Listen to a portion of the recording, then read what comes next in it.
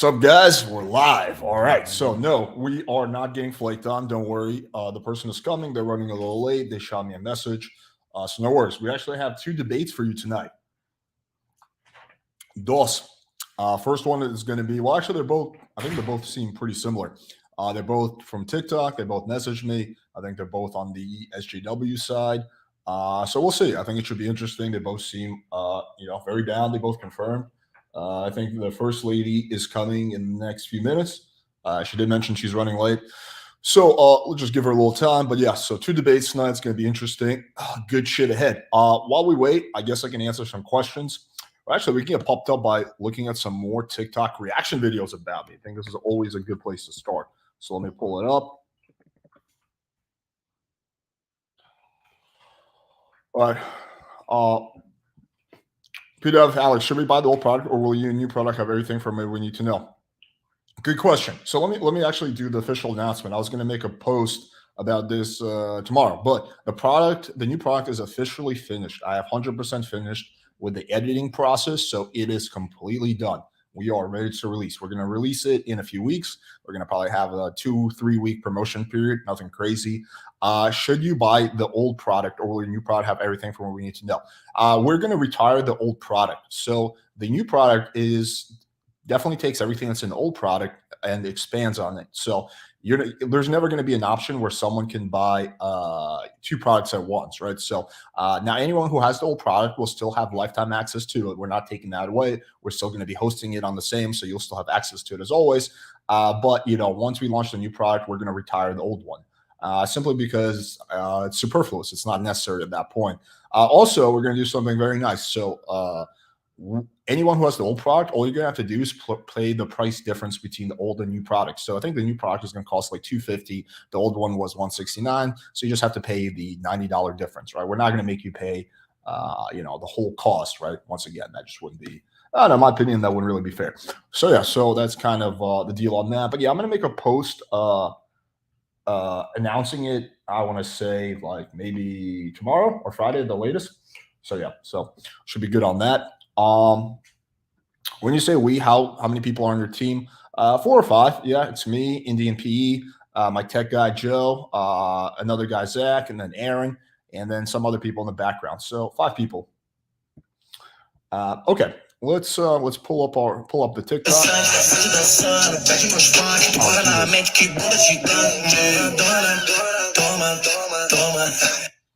Every time I pull up TikTok, it like automatically jumps into a video. It's fucking annoying.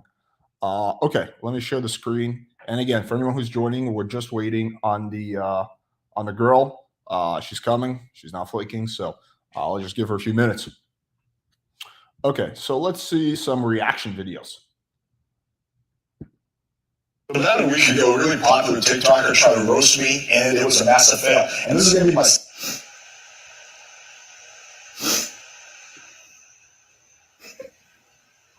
Tell me this doesn't look like a little bit like him. It's so funny how they think that like I'm affected by it. Like I don't give a rat's ass. If anything, I gotta say thank you to Drew because she's delivered a lot of traffic to my page. Last night I got at least 300 followers on TikTok, purely as a result of her video. Yeah, I mean, if anything, I should be grateful to her. So definitely not upset about it. I hope she keeps making more videos about me. In all seriousness, guys, he genuinely thinks that he hurt your feelings.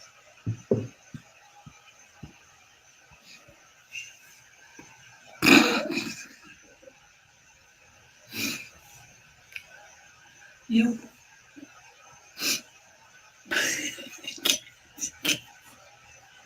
look like you scared crying the whole time.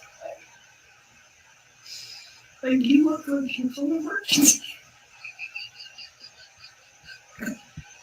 Really? That's what I look like? I look like I'm on the verge of tears. Accurate assessment. Okay, there we go. Let me add to the stream, remove this. Hello. Hi. How you doing? Good.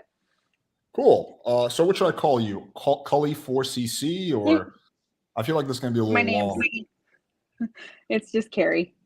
Okay, Carrie. Okay, cool. Nice to meet you, Carrie. Yeah. So thanks for coming on. I always say this whenever a person's willing to debate people who think differently than me. That's respectable. So I appreciate the fact that you're coming on and willing to have these discussions. Most people aren't. So let's start off with a very quick introduction. Just tell the guys a little bit about yourself so they have an idea. And then let's get into the disagreements you have with my content. There's really not much to tell. I do some stuff on TikTok. I was in some pretty crappy relationships. So as you can imagine, lots of people think I don't like men, but I do. I just don't like asshole men. I mean, I'm just trying to be out there more. I'm not speaking against men. The reason that I do the things that I do and talk about what I talk about is so that women who are in domestic violence situations or really manipulative situations can kind of understand that they're not alone, because it's a shitty place to be in. So that's why I do what I do. It's not to bash anybody. It's just to empower other people. Okay, fair enough. I mean, I'll be honest, I'm not too familiar with your content. I skimmed through just to give the guys contact. The name of your TikTok is like, it's what, narcissist help or something like that, right?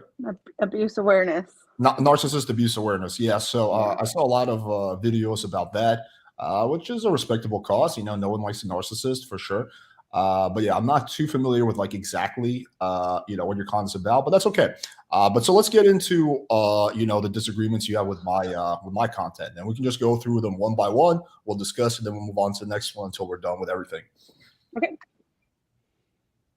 So yeah, I'll let you kick it off with whatever's first on your list. Uh-oh. Can you hear me? Hello? I think your screen is frozen. I can't hear you. Can you hear me now?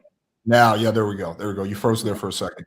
But yeah, so what I was saying is I'll let you kick it off with whatever your first disagreement is with my content. I think the first reason we started talking, I guess, I commented on your cum video. The clever Tinder profile, and it was the one where he used the acronym. Right. Yeah. Okay. Gotcha. Yep. Okay. Cool. You have to refresh my memory though, because I get so many comments I can't like mentally keep track. So yeah, give me an idea. I totally understand.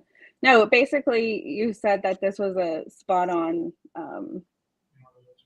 profile, and I guess my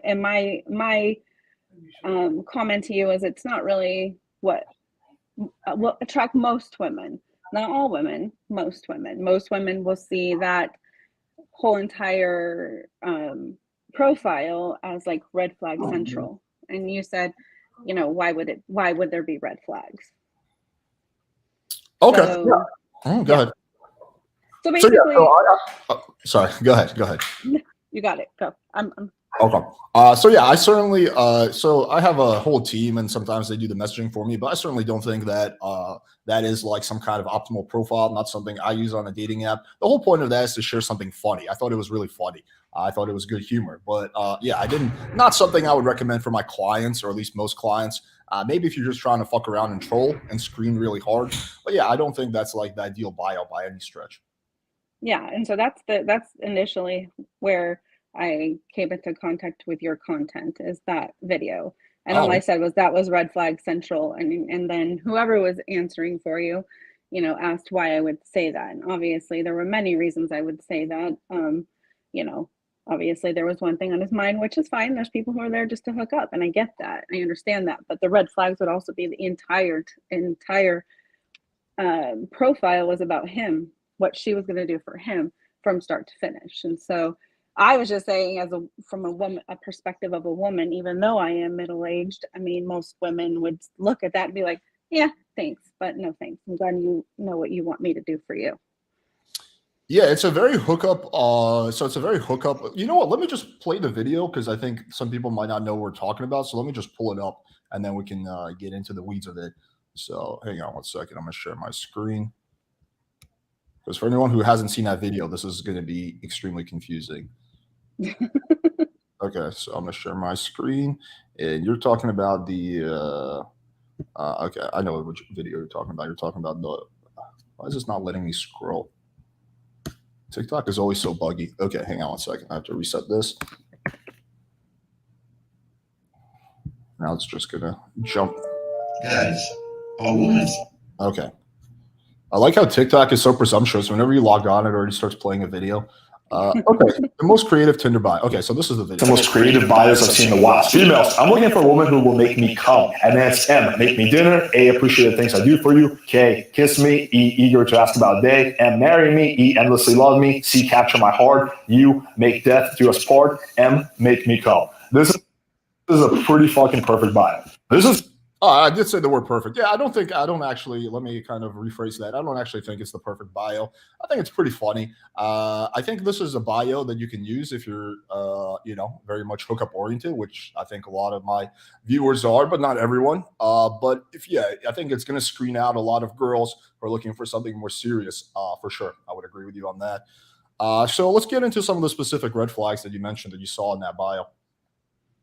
Basically the entire bio. I mean, the entire bio is about him. And so, I mean, that would be my red flag. Again, and I even said this in the comments, like, if the intention is to hook up, what are we going to debate about? Because obviously that's being portrayed. So I think in the comments, there was a comment made of why there would be red flags. And then I asked you or whoever, what's your idea of a successful relationship? Because the comment that was back to me was, well, then why do I have a successful relationship? And so I asked the question, well, what do you consider successful? And then, you told me that you were in a long-term relationship and everything. And I even said in that post, look, if this is all about hookups, then I'm off base, because quite frankly, I'm not going to change anybody's mind about that. I mean, it is what it is. If you're trying to hook up and you're trying to find women who are down for that, I mean, clever, yes. Funny, if it was a guy who I'd been dating or something, sent me something like that, I would think it was funny. But to see it on a bio wouldn't, to me, be, and to many women that I know, would be an immediate turnoff, like immediately done. Yeah, I think that's fair. I mean, I think that one important thing with dating apps for men is to be somewhat polarizing. So you don't want to try to appeal to everyone, because then a lot of people are going to like you, but no one's going to really like you, right? So I think that it's good to be polarizing, and this is definitely a polarizing bio. But I'm not going to like super stand behind it and say this is like the ultimate bio. I don't think so. Not a bio I would use. Too humor oriented. I think a lot of girls will see it and think like, oh, this guy's just a jokester. He's not like actually serious about meeting anyone. So I personally like the combination of humor, sexuality, and also some seriousness in the bio. I don't know if you saw my other videos, but I show the bio I use, and it's like a combination of all those things, because I think that's going to be a little better overall. But yeah, I think like, again, like everyone's looking for different things on dating app, and there's certainly nothing wrong with screening for people who are not looking for the same thing as you. So yeah, it makes sense if you're on a dating app and you're looking for a relationship, you see that bio, you would not like that. But maybe if you were looking, just to get laid, that might be right up your alley. I mean, I can't disagree with you there. I'm not going to argue that point with you. So yeah, I mean, I get that. And then, so I mean, I kind of at that point realized like this wasn't really a topic that we're going to debate, because it's about intention, right? And the intention behind that is clearly hooking up. So really the red flags that would be like blaring would be for somebody who was looking for a relationship. Obviously, that would not be something they would swipe on. Yeah, I agree. So, yeah. So, and then we then I mentioned, your secret fatty video. This one. I knew that one was going to come up. Okay. Yeah, go ahead. Obviously, I'm not a thin woman, so I'm not trying to here's the thing with dating apps. I'm going to be completely transparent. On my dating app, I have a full body picture of myself. So everybody knows that I am full figured. Okay. So nobody ever has to guess that. So I try to be transparent. I also have pictures that are not filtered on my dating app. So when I meet somebody, they know who they're meeting. So, I mean, I feel like that's important for all genders to do, because I have met men on dating apps that I didn't even realize they were the same man. Yeah, for sure. So, so I try to be really transparent there. Yeah, that's good. But I was talking to a guy for a couple of weeks. He messaged me and said, you know what, to be honest with you, you're a little thicker than I like and than I'm used to. And I said, that's totally fine. I get it. Like, I don't think anybody has to automatically like me or look past my weight. I understand people are attracted to what they are attracted to. Okay. I think the problem that that people have with videos like that is when you say things like secret fatty. People who are battling stuff like that or living with stuff like that are that. There's some people who are overweight and they're totally fine with it. But a lot of people who are not, especially women, really struggle with that. So when they see content like that, I mean, my advice, scroll, don't listen to it. But when they do, it's damaging, it's hurtful, and they internalize it all. I don't think there's necessarily wrong with you wanting to know what somebody looks like, because let's be honest, dating apps are like a shopping app. We're just shopping people. We're shopping the initial look of somebody. We're not getting into the deep of like if we're really going to like somebody. And I get that point. But when your content says things like secret fatty, like it could be really hard for some people to deal with. And I think it's just off-putting. I just don't like the way you say it. And it isn't up to me whether you change how you say things or not. But I think that's the thing that puts most people off. Okay. Yeah. I mean, that's a fair point. So let's kind of unpack all that. So I think that video, that was probably one of my most misinterpreted videos on TikTok. Overall, I saw like countless reaction videos. The conclusions a lot of people jumped to was that I'm fat phobic or some kind of prejudice against fat people. Simply not true. Not at all. I just, like you said, I have certain physical preferences. Like you, I'm sure you have physical preferences too. You probably don't like guys shorter than you. You probably don't like guys with bad teeth. You know, a lot of the common sense stuff, right? So, the question lies in with the terminology I used, and I think we have to like really put this in context. So, this line is not for girls like you, not for girls who are like showing what they look like. This is for the girls who are low key trying to catfish the guys, right? And we have to admit, it's not only women that do it; men do it too. But we have to admit, there's some women out there on the internet who do catfish men. It's happened to me many times where girls either use photos from 5-10 years ago or very sneaky angles to make it seem like there's something they're not, and that's not really a good situation for anyone, because what happens when I meet a girl who catfishes me is I give her a hug and I say, I'm sorry, I'm not that interested, and that's a waste of her time. It's a waste of my time. It's a no-win situation, all right? So again, that line is not designed for a girl like you who's being transparent. It's designed for a girl who's being a little sneaky, right? And the secret fatty part is supposed to be humor, right? It's actually not supposed to be like some kind of hidden insult. It's just supposed to be secretly like, okay, are you actually who you say you are, or are you just purposely being vague in your photos? That's the implication, right? So yeah, I mean, I guess I could kind of see how someone would feel some type of way about it. But yeah, I really don't think like that line, for example, is again not intended for like a girl like you who's like showing what she looks like, right? That would make no sense. Like, why would you be a secret fatty if you're like showing your body, right? So it's kind of intended for someone who's not doing that. And furthermore, I think that yeah, you could make the argument that it's like not the optimal way to word it. You could say something like, "Hey, can you send me a few pictures? I just want to make sure you're, I don't know, you meet my physical requirements." But I do like the idea of adding humor to that, because it shows that you don't take this whole thing too seriously, right? So quite often, when I use that line, the girl is actually like attractive, right? She's not actually trying to catfish me. She was just really vague and she just didn't know how to use Tinder. And so she sends me photos. I'm like, oh, okay, cool, you're hot, right? And they have a laugh about it, right? So I do think adding humor to a situation like that, which could potentially be awkward, is good. I don't necessarily disagree with that.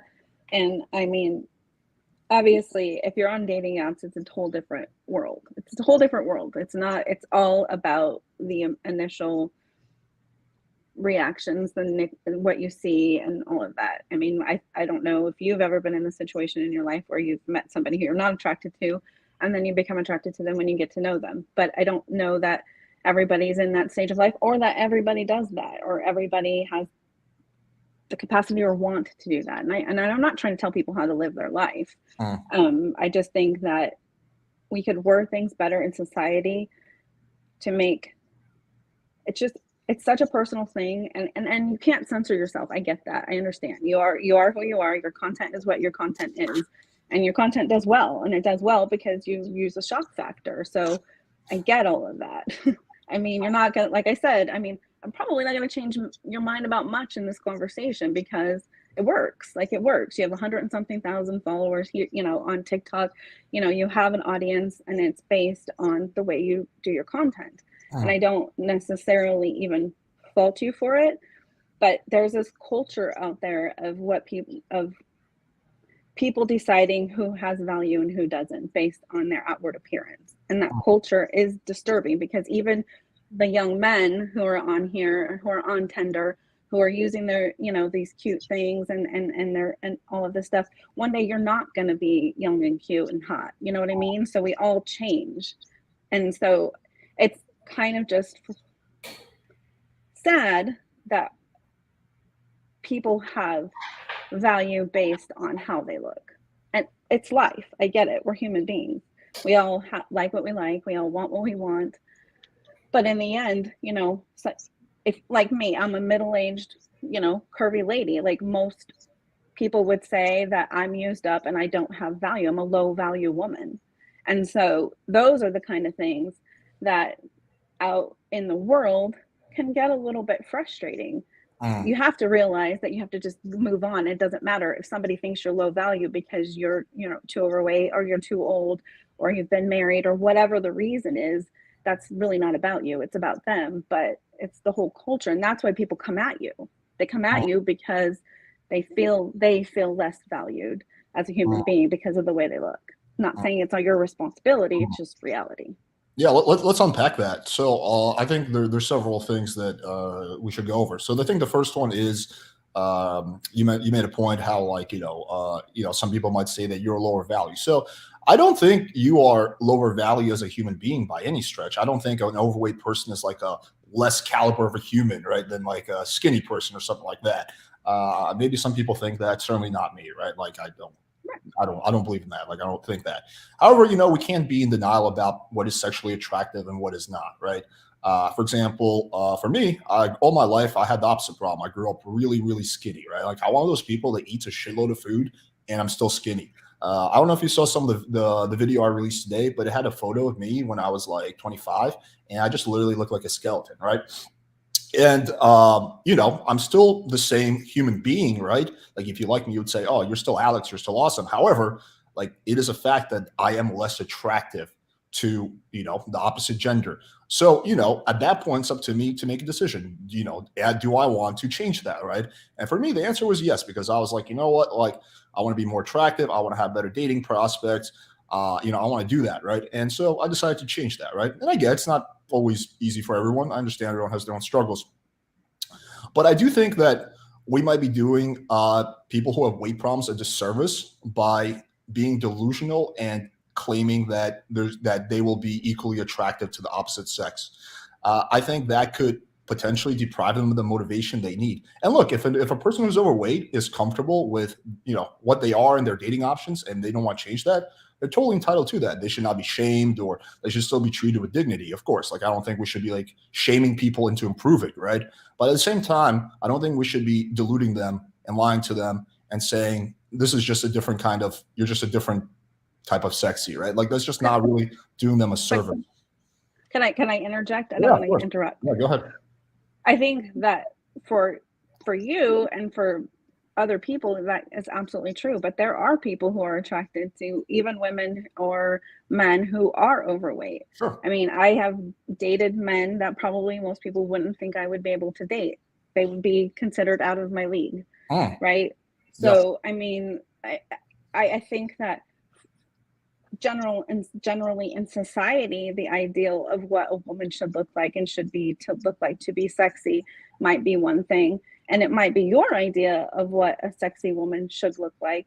And there's nothing, I'm not saying you're wrong for thinking that or feeling that or being attracted to that, but not everybody is attracted to the same thing.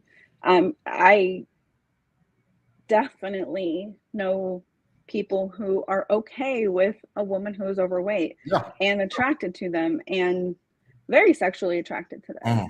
So I think that people should lose weight and they should get healthy to be healthy and to feel good about themselves, so they have the confidence to go out and do the things they do, and they're not held back by feeling less than because of their weight. I think that's important. And I don't think we have to pretend like me being overweight makes me equally as beautiful as a freaking runway model. I'm not. They're beautiful. They're gorgeous. I will admit to that. And I don't measure up to them physically. But to say that nobody will find you attractive because you're overweight it's not true. No, that's I just want to be clear that I am not claiming that. No, Okay. that would be false. No, I definitely have zero doubt that you've dated some good-looking guys in your life. We did an experiment. It was very interesting. We took a girl who was like grossly obese. Like we're talking like 300 something pounds, 400 pounds. We created a Tinder profile for her. She got 500 likes in 24 hours. So I know how the marketplace is. I have no doubt there's plenty of men, some of them better looking than me, I'm sure, who are totally down with that, right? No doubt about that. I'm sure that you can, if you want to go on some kind of marathon and hook up with as many guys as possible, you would have no problem doing that. You could line them up like out the door. I have no doubt about any of that. But we're talking in general terms here, like general terms. Yep. And like, again, going back to myself as an example, when I was ultra skinny, I had a girlfriend, and, so it wasn't like I was totally failing with women, right? I had a girlfriend, a beautiful blonde chick. I had already been with a few women at that point, right? So I wasn't like struggling or something like that, but I still wasn't at the potential I personally wanted to be, right? I wasn't where I want to be. And again, like, I'm not saying that every overweight person needs to get skinny just so they can, improve their dating prospects. No, it's up to them how far down that ladder they want to go. And I agree with you. There's other benefits to losing weight besides being more sexy. The obvious one is health benefits, right? I think that probably takes priority. What I'm saying is that simply we shouldn't be, and I think you're kind of agreeing with me, we shouldn't just be diluting and saying that, oh, well, you're just, overweight is just a different body preference and like men don't care, right? Like that's not true. I mean, generally speaking, women prefer guys who have muscle and men prefer girls who are skinnier. But of course, there's many exceptions to this rule. So that's kind of the initial point I was making. So yeah, I mean, Al, do you necessarily disagree with that? Because it sounds like we're kind of agreeing, honestly.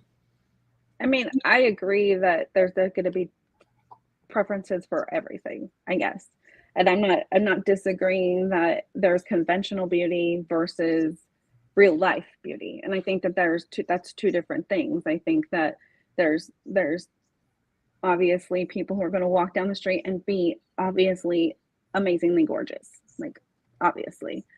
But I don't think necessarily that not necessarily. I don't agree with the fact that I should, or anyone should, lose weight to have a better dating process. And I don't feel like I've ever gone down the ladder because I am overweight. Yeah, are there men who would definitely never date me because I'm overweight? Absolutely. And there are men that I would definitely never date. So I get that. But I don't think that I have lowered my standards or the caliber of men that I have dated based on my weight. My two major relationships were shitty assholes, but they were good-looking men. So, I mean, I don't think that I've ever, in the looks category, had to do that. I think one of the things that can happen when you are overweight is your self-esteem can suffer, which will allow you to be more manipulated by people because you feel like you are worth less. And that, again, is based on society and people making you feel, I shouldn't say making you feel because you're in control of your feelings, but feeling as if you have less value because of your weight.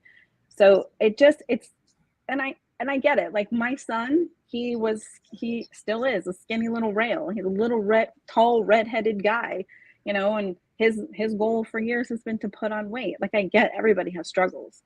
Tell him to check out my videos on bodybuilding. That could help him. Okay. I'm just saying, like, I get it. Like, I 100% get it. He always tells me, Mom, who's going to date a tall, skinny ginger? Like, I get it. But, I have one tall son. I have one shorter son. Like, I have 3 boys. Like, I get it. I understand. I just wish that I wish that the emphasis wasn't so much on the outward appearance. Of course, that's the initial thing that's going to draw you to somebody, but they know, but who they are inside. Like, I mean, if I watch your content, I think you're kind of a dick. But when I talk to you, you're respectful and you're a nice guy, right? So I mean, it's all initial perception of what we see on the outside, but then you get down deep and you're like, oh, okay, well, I mean, my initial reaction on this person really wasn't fair. And so I mean, I don't know, that's kind of quite a few things I want to unpack here. So let's just go in reverse order. No, it's okay. So the first one is what's it called? Oh, crap, I keep losing my train of thought. You said okay. Well, we'll just go in a chronological order. So you mentioned something that you don't feel like you've lowered your prospects because of your weight, right? Okay. I mean, that's your perspective for sure. But with respect, I would say it might be completely different if you were a man. So the sexual marketplace, at least in terms of online dating, is, and this has been like scientifically proven, heavily skewed in the woman's favor, meaning the woman would get a lot more matches, blah blah blah. And so, maybe if you were born the opposite gender, then the weight thing would be much more problematic to your dating success. And this is coming from having lots of overweight clients and ultra skinny clients. Like they're getting no matches, right? So like they're not getting anything. They have no one they can go with. So that's the first thing. The second thing is, I think you mentioned that you wish that appearance weren't like the main thing. And that's sounds nice in theory. That would be I kind of wish that, we could all just get along. There would be no wars. The economy would do well. There would be no homeless people, right? There's a lot of things I wish, but none of those things are realistic. And so we do have to, my content is very much based on the real world and how things are, right? It's not like in the could have, maybe idealistic. It's pragmatic in the real world. In the real world, appearance, especially for men, is a huge deciding factor. It's not the only factor. It shouldn't be the only factor. There's many other factors, but there needs to be that physical attraction, and everything else is built on that. And then you build the emotional connection. But if you don't have, at least for a guy, I know for women sometimes you can have situations where she's not attracted to the guy, but then she gets to know him and then she becomes interested. Yeah, that can happen. But for men, that's very rare. More often than not, it's if there's not that physical attraction right away, you're not really going to have much, right? So that's just kind of a reality of the dating marketplace, and that's basically what I'm communicating. But going back to the initial thing of the verbiage, again, that line is, you could say it's slightly insensitive. I would even agree with that, but I certainly don't think it's discriminatory or fatphobic or anything like that, which is the argument I've heard a lot of people on TikTok try to make, which I think frankly is absurd. I mean, it's not phobic, but you make sure that people understand in your content that you think that changes the dynamic. And can you expand on that? Because I'm a little confused. When you say changes the dynamic, what do you mean? I think that, okay, so you're saying that it's not fat phobic. No. But it sort of is, because you wouldn't consider dating somebody who was fat. No. Right. And I'm not saying you're wrong for it. I guess when you use the terminology like that in a mass proportion for the masses to consume, it comes across as fat phobic because you're basing things on outward appearance. I do understand that men especially, but women have to be attracted to men too, but men are visual, period. It is what it is. You are, most of the time, there are, of course, exceptions to every rule, are very, very visual. And I get, if you can't be attracted to somebody, you're not attracted to them. I understand that. It's just the use of the words that it's non-essential. You can say it how to find out if she's, what, I don't know. Honestly, I don't know how you would word it. It's a tough one. To you. And to be fair to you, I don't know how you would word it. There's no good way to word it. It's a sensitive issue. I mean, I had a guy I talked to for 2 weeks, and he was he was honest. He just was honest. And he knew what I looked like. And he said, you're too thick. And women do, and I will concede to this, have to understand and realize that it's okay for a man to say that. It's okay for a man to say, I'm not attracted to you. Your value isn't based on whether a certain man is attracted to you or not. Yeah. That's not what you should be basing your value on as a person. So I do think that women, when it comes to that, have to realize it's okay. If they're not attracted to you, that's fine. That's not your person. It's not a big deal.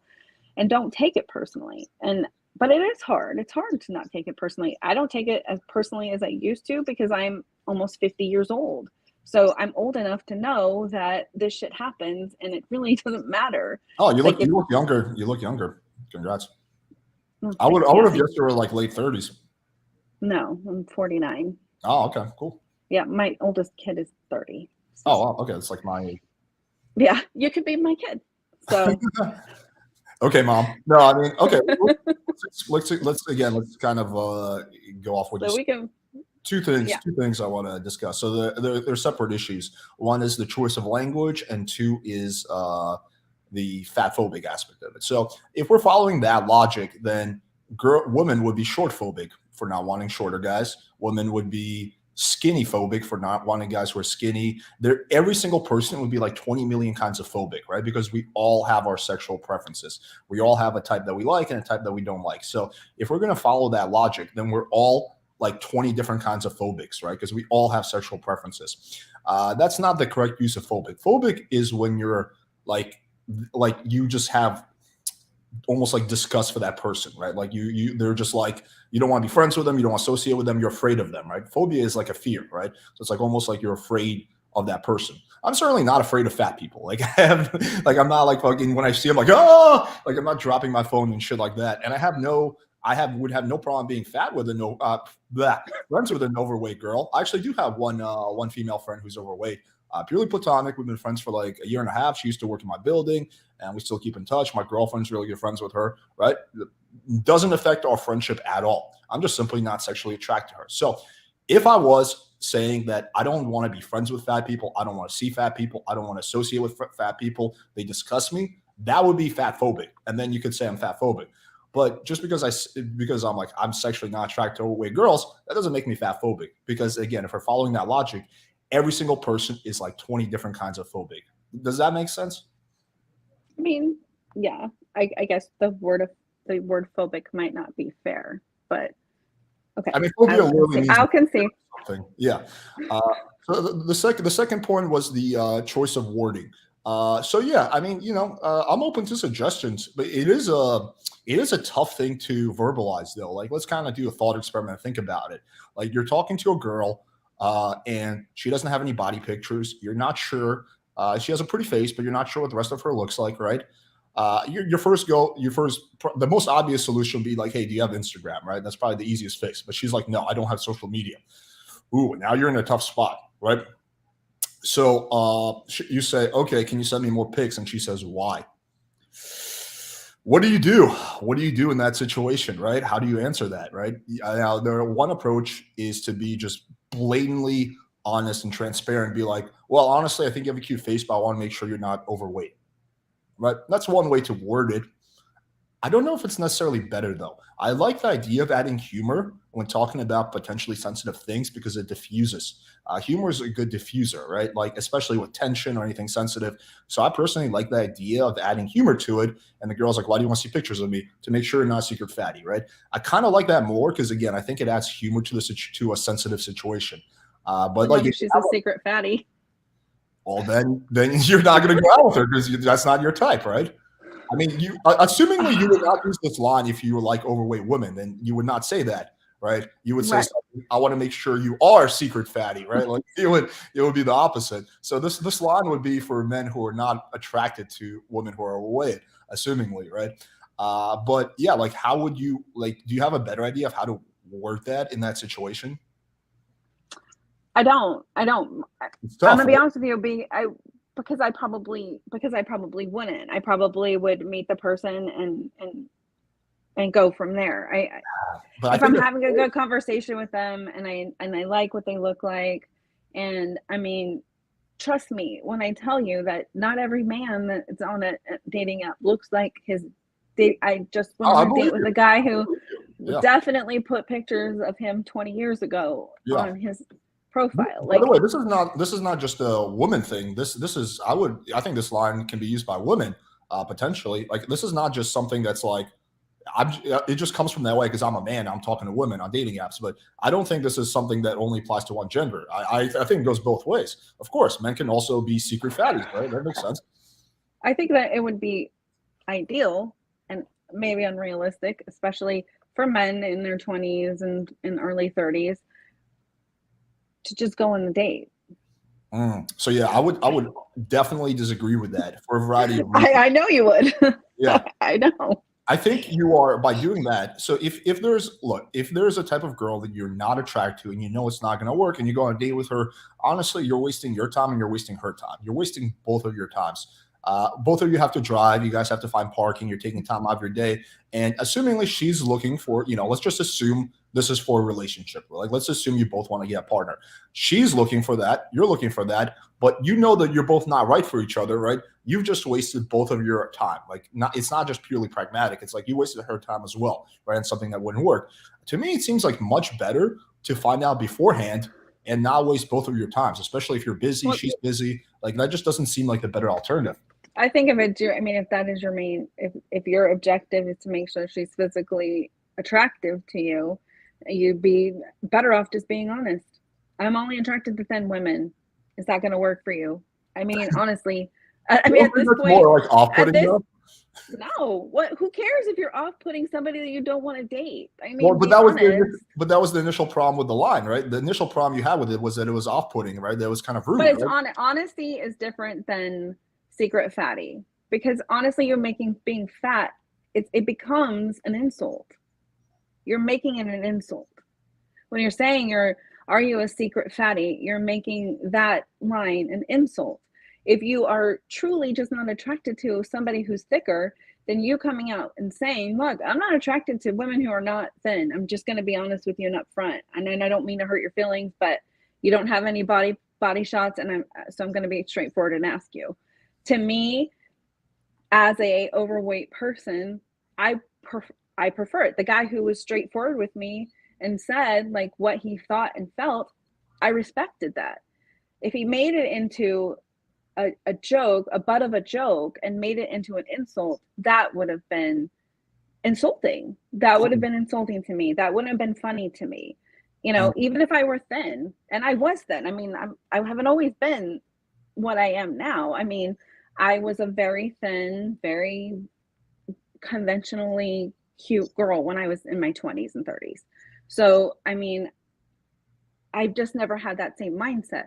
And women have a different mindset than men. Like much of your content is from the mindset of men, which I understand, they're the ones who follow you, but it's not really in sync with how a woman's mind works. And you're attracting the women, not the men. So I think rather than making it an insult, you might as well just be upfront and honest. Like, this is what I'm looking for. I preferred that. I thought it was stand up. He said afterwards, he's like, I feel like a dick now. Why do you feel like a dick? You told me the truth. It is what it is. You don't want to date me because I'm too thick. You're going to go find somebody else. I'm going to go find somebody else, and we're on with our day.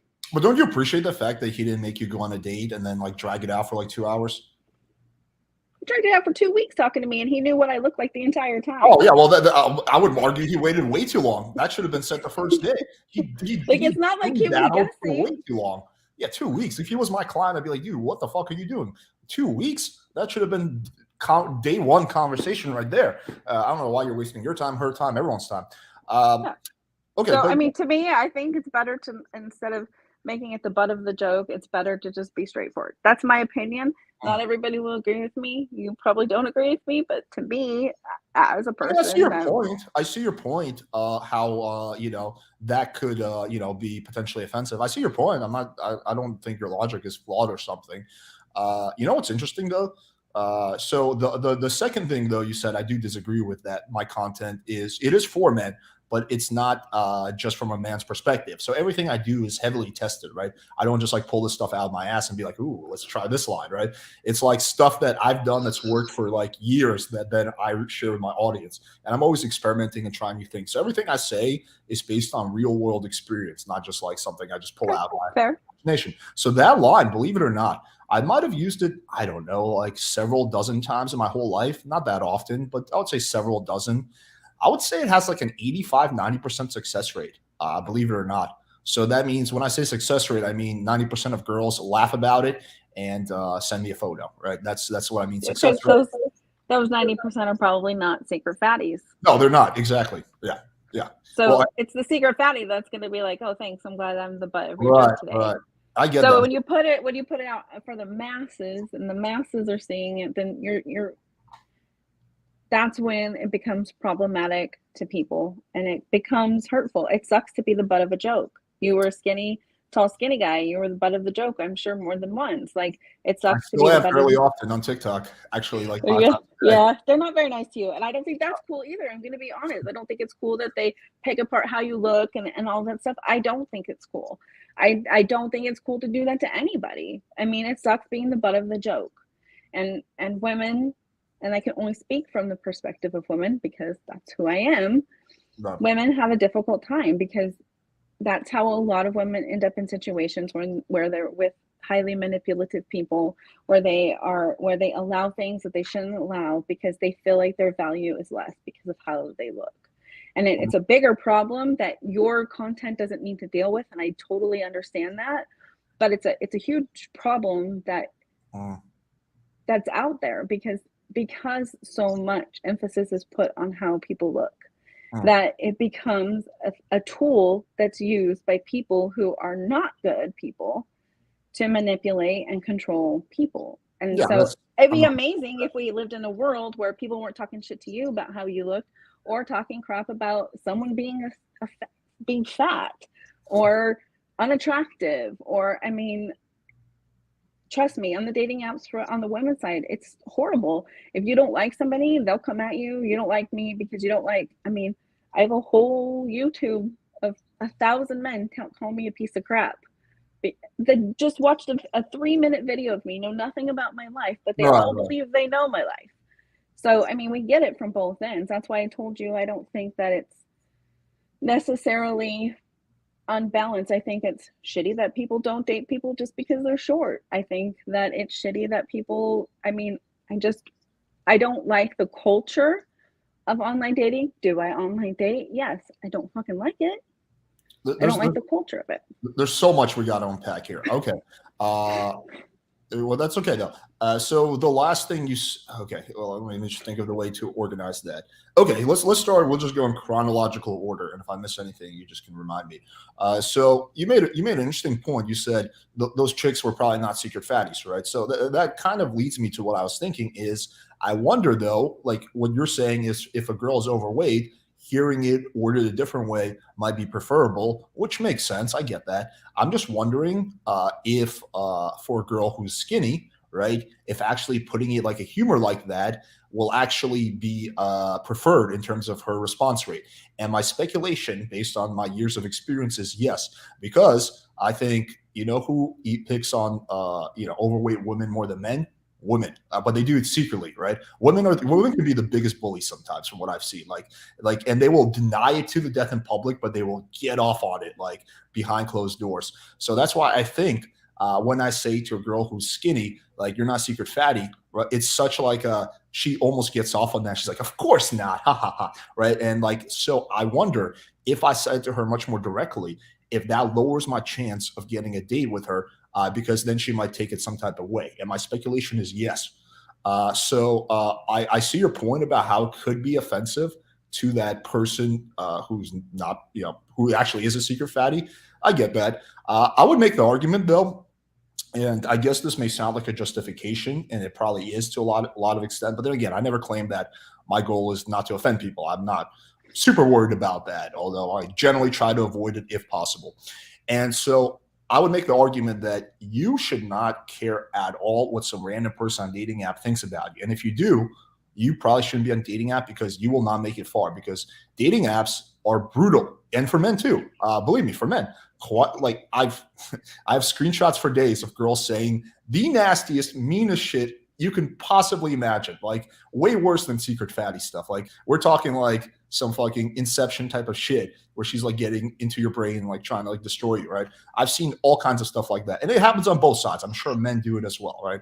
I'm not saying this is a man versus women thing, but I think you can't be so sensitive and kind of what you said earlier, take other people's opinions into consideration. So if someone calls you a secret fatty, or someone says you're skinny, or someone says you look like a little bitch, that should not affect you. You have to develop a thick skin. And again, if you don't have that, that's fine, but then maybe dating apps aren't for you. because you're going to get offended quite often by people who say much worse things than that one line.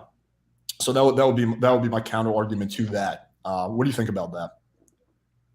I agree. I agree that yes, probably that women can be really mean to each other, 100%. I believe that if your response would not get the same from somebody being straightforward that is not secret fatty, you're correct. I guess I think you're right about that. I just think that you definitely do have to have a thick skin. And I think the dating app scene is different because it's individualized, and it's an interaction between you and another person, and you're putting it on the internet for the masses with a pretty decent sized following, so you're obviously getting out there to everybody. And so, not that I think it's your responsibility to make sure that nobody's feelings get hurt. I fucking piss people off every day on TikTok.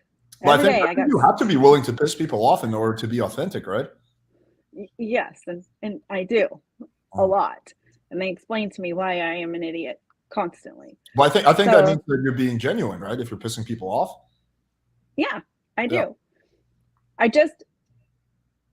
know what you're saying some of the times, and I'm not even saying you're wrong some of the times. It's just how you say it. It comes off so off-putting sometimes to some people that it's hard for them to process it and not take it internally. They are probably not making content, and they are probably not in front of people all the time getting criticized and talk crap to. And I get that. And can you tailor everything and worry about what everyone's going to think? No. But stuff like that, when you say it, people are going to come at you because they do internalize it. Oh yeah, no, and we live in a culture where we value. There's a lot of talk about high value men, high value women, toxic masculinity, toxic femininity. Like there's so much going back and forth right now. It's like it's hard to come to a place where people can just accept, like, we're all imperfect. People may look better than the other ones, but just because someone is better looking than you doesn't mean they have a better life than you. It doesn't mean that they have anything better than you. They just look better than you. Yeah. And so I guess people come at you because the way you say it, and I don't see you having, I don't know why you would change it. It works for your content. Thank you. I just wish at times that some of it was a little bit more sensitive, just a little bit. Yeah, I get that. I think that's a fair point. I can't even necessarily argue with that.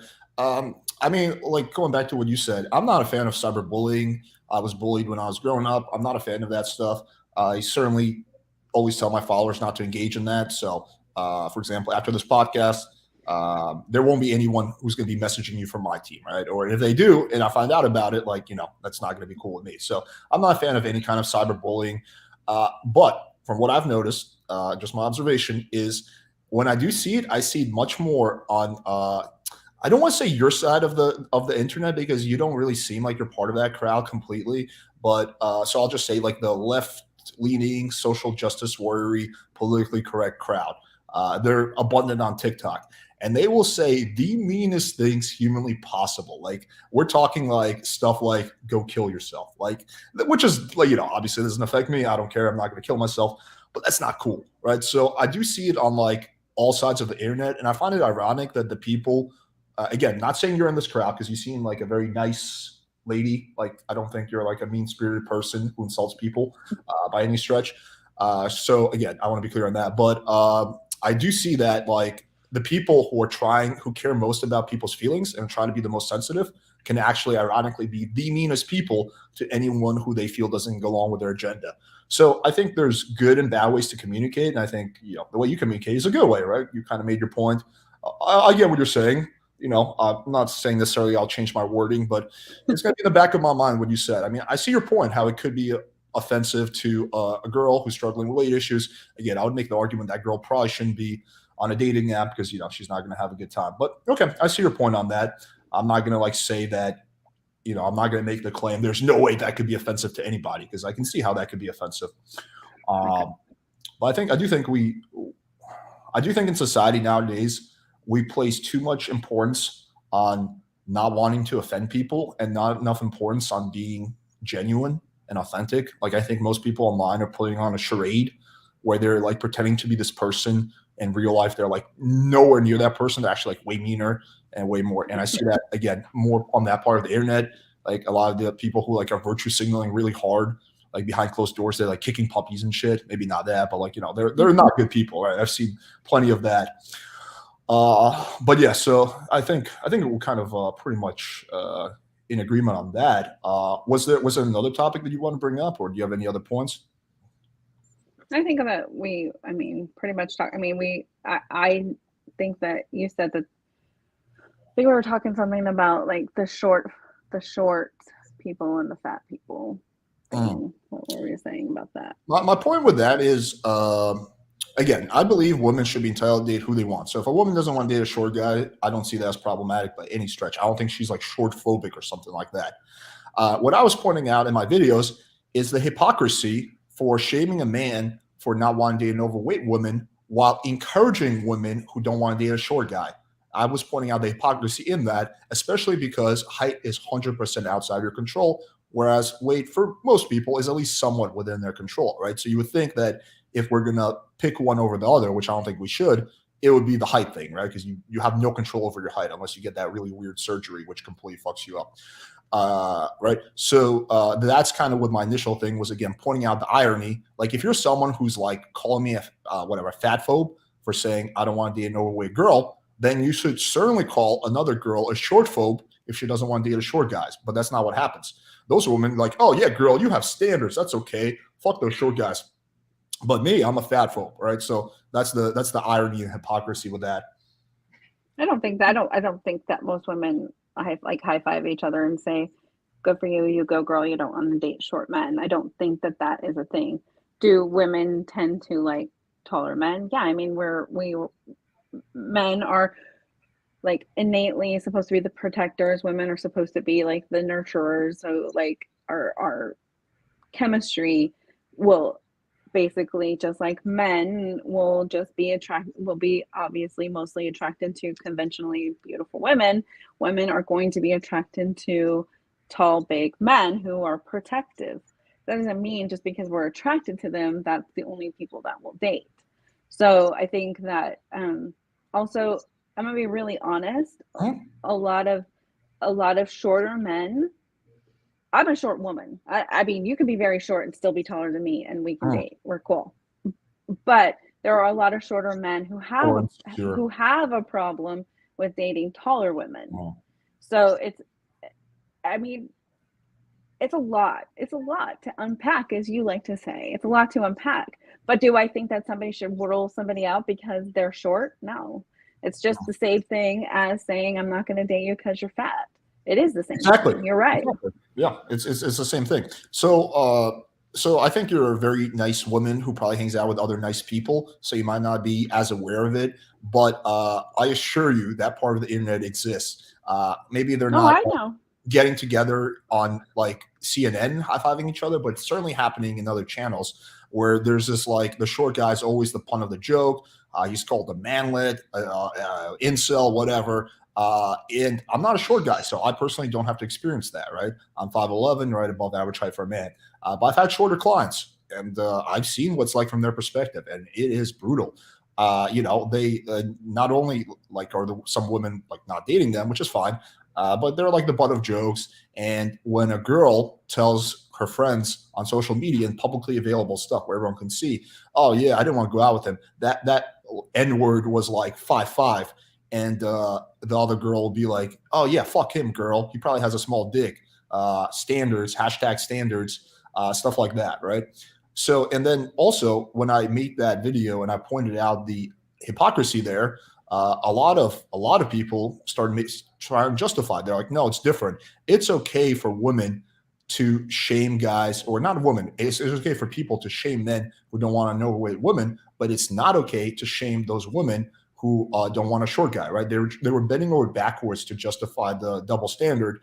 You saw this with the last debate I had on with the professor. He was like just jumping to try to justify that instead of kind of saying what you said, which is like it's the same thing. It's the same. A woman not wanting to date a shorter guy is the same thing as a man not wanting to date an overweight guy. Either they're both acceptable or none are acceptable. You can't have your cake and eat it too, right? And I think both are acceptable. Both are fine, right? There's nothing wrong with either, right? But if you're going to claim, not you, but someone else, if you're going to claim that one is not acceptable, then you have to be intellectually consistent and say the other one is not acceptable. You can't bend over backwards and try to find excuses why it's okay for women to, not want to date short guys. Again, I think it's perfectly okay. No issue there on my end. But yeah, that's kind of what I was pointing out, the double standard. And again, most people didn't agree with me. Most people were bending over backwards to try to find reasons why my logic was incorrect instead of just saying, yeah, like it's the same shit. I mean, I don't disagree with you. I don't think it's fair to just rule a short guy out because he's short, or to make him the butt of the joke, just like the fat girl. Like you're talking about, like the people making comments like that. Try being an overweight woman, and the comments that some men decide that is okay to make about. Yeah, that's not that cool. woman. That's not cool either. Yeah, of course. Like that. Yeah. No one should be doing that. I'm not a fan of that was my point on the secret fatty. Like, when you make it the butt of the joke, then that makes you the butt of the joke, and so it's difficult, and it shouldn't happen to short men or fat women or bald men or. I mean, there's a million different things, a million different reasons that people can find people unattractive, and it's just shitty that people believe that that's something that they have the right to go on the internet and talk crap to people about. Yeah, but again, my initial point was, I agree with you that people shouldn't make fun of people. Yes, that's true. But my initial point wasn't that it's that women should make fun of shorter guys. It was just the double standard that I see existing for shaming men. By also other men do it too. It's not just women who engage in this, men as well, for shaming men for having a weight preference when it comes to dating, right? Like shaming those men, but not shaming those women. Again, my whole thing is like be consistent. Either shame both or shame no one. And I think the solution is not to shame anybody because everyone's entitled to their own preferences, right? That was kind of like my point on that. I think we're largely in agreement. Was there another point that you had or any other thing that you saw as problematic or you were critical of? I mean, like I told you, kind of in our interaction, I think that your content is based on something that really, I don't know that this debate would ever change because it's about hooking up, and it's about a whole nother, really, it's not necessarily based in relationships. I just saw a lot of it that seemed that it was definitely more the perspective of a man, but it was coming across as it was possibly the perspective of a woman, and for and some women it works for, some women it doesn't, just like anything else. But like you said, you're weeding out and you're looking for the person who wants what you want, and I do understand that, and I can concede that point. I just, looks fade, like they fade. It doesn't matter who you are. So I mean, when you base it on only looks, it's a difficult world that we live in. So, but once you have a relationship and things change, hopefully you change with it. So I don't know, like it's a difficult world for sure. I mean, there's a lot of things that are like potential problems. Like I mean, I agree with that. I mean, I don't think there's any like really good solutions because we can't change our nature. So it's not, we can't be like, okay, well, this is like an issue a lot of men have, like as they're married or they have a girlfriend, they're aging, and they're in their 50s, and then they're no longer attracted to their to their wife, right? So it's like, what do? You still love her and you have a family, but you're no longer sexually attracted, right? Some men just like kind of put up with it. Some men cheat. Some men pay prostitutes. Some men like masturbate to weird shit on the internet. Like there's like so many like different ways men cope with that. It's not easy. Yeah. I don't think there's an easy solution to that. I certainly don't have one. So you think like when you get to a certain point, like that's a whole nother debate. It's already been an hour. We won't go there. Well, if you want to bring it up, we can. Nothing is like really off limits. So if there's something, no, I mean, if you're in a relationship with somebody and their body changes or the way they look changes, a relationship ideally should be based on things that are far more important than the sexual aspect of it. And I do understand that men are very sexual creatures, but I'll tell you, women in their 40s and 50s are like 20-year-old men. Like, it's Yeah, important I to know us that. too. I've talked about that publicly. Women hit their sexual peak in their late 30s, early 40s. So yeah. Yeah. So I'm just saying, like, it's not that I don't understand the importance of it. I'm just saying that there should be things that are more important. And, there's a lot of talk about, about like if my wife gains weight or if my wife does that. And that is troubling on a whole different level, in my opinion. I mean, if you're married and you have a family with somebody, I can't imagine any sexual moment in life that is more important than that. If that's beyond like just my sexual preferences, in my Yeah, opinion. I mean, yeah, that's like a whole thing in of itself. I mean, it's the difference, but there's like should and could. Like as a man, you might want to be sexually attracted to your wife after she gains weight because you love her, but you aren't, right? And that's a difficult position to be in. And a different men handle it in different ways. Like some men might end the relationship. Some men might just like just go with it and just put up with it, right? Some men might just stay with her emotionally, but physically hook up with other girls. I don't know. There's many different ways that men handle it. I can only speak for myself and how I would handle something like that. I don't have kids. I don't think I'm ever going to have kids. I don't really plan on starting a family. But I do have a girlfriend, right? And I can tell you that, and my girlfriend knows this, and she will say the same thing. If she started, my girlfriend's tiny. She's like 100 pounds. She's a small little thing, right? So but if she started gaining weight, it's not going to be an instant breakup. I'm not going to be like, you gain 5 pounds, we're done. I would definitely talk to her about it, be like, hey, what's going on here, blah, blah, blah, blah. But if she kept doing it and kept doing it and it went on, that relationship would end because I would no longer be sexually attracted to her. And she will tell you the same thing about me. If I get fat, she's done with me. I mean, she'll give it some time, right? Again, because, that sexual attraction for both of us is very important, right? So, yeah, I mean, How old are you? I'm 32. Okay. I don't think there's anything wrong with that either, right? I think that people stay in relationships for different reasons. I mean, like we can take my mom. She's in a relationship with her fiance. I don't think they find each other sexually attractive at all. I think they more have like a roommates type of situation going, but that works for them. They're both happy. I don't really think there's any again, this is my speculation. I'm not like all up in my mom's sex life, but my observation is that there's not much going on there in the bedroom, right? Could be wrong, but that's my speculation. But I think it works for them because they have, they have a lot of the same activities. They like gardening and shit like that, stuff like that. So that works for them. Maybe at that point they're not like really looking for fire sex. Maybe they're looking more for just companionship. I don't know. Every relationship is different, and everyone prioritizes different things. I don't think one is right or wrong. It's just different priorities. Well, I can't disagree. Your priorities are your priorities. I think that like I said, I think this is a whole different debate. This could go on for a long time, so I probably shouldn't. What do you think? Do you think my mom is banging her fiance? No, I'm just kidding. Probably. I don't think so. His I just teeth think are like it's- so messed up. I can't imagine that. I don't think there's much going on there. Again, I don't know. I never asked her, nor do I tend to. I think that there's more important. I mean, there are really because when you're dealing with a relationship, like a long-term relationship, like a marriage or somebody you've been with for years, there's things that can happen that will definitely affect the way people look. And if that is the basis of your relationship, you're gonna have a really hard time finding that connection, because that kind of connection is totally different than a sexual connection. Like I'm not, knock on wood, God forbid, your girlfriend could get cancer. You could get sick. Like, things could happen that will drastically change your appearance. There's so many things, and I mean, ideally, if you're in a committed relationship, it should go deeper than their physical appearance.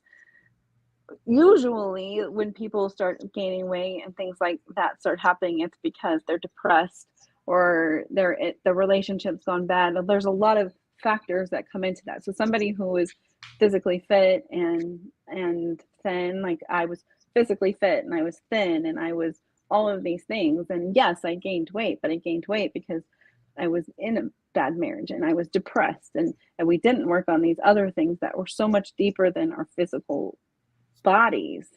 And I think that basing an entire relationship and saying, I'm going to be done with you if you gain weight is, I mean, it's your preference, like you say. I just think it's kind of sad. Like, I It is feel like sad there's, in a way. Yeah, it is sad in a way. I think life is kind of sad in a lot of ways. Like the fact that we're all gonna die is like super sad, right? Like that you and I yeah, at some point won't exist. I think there's a lot of things that are sad. I mean, I can say that my mom, she was like always really skinny her whole life, and in her late 40s, early 50s, she gained a lot of weight. She's like 170 now. Yeah, something like that.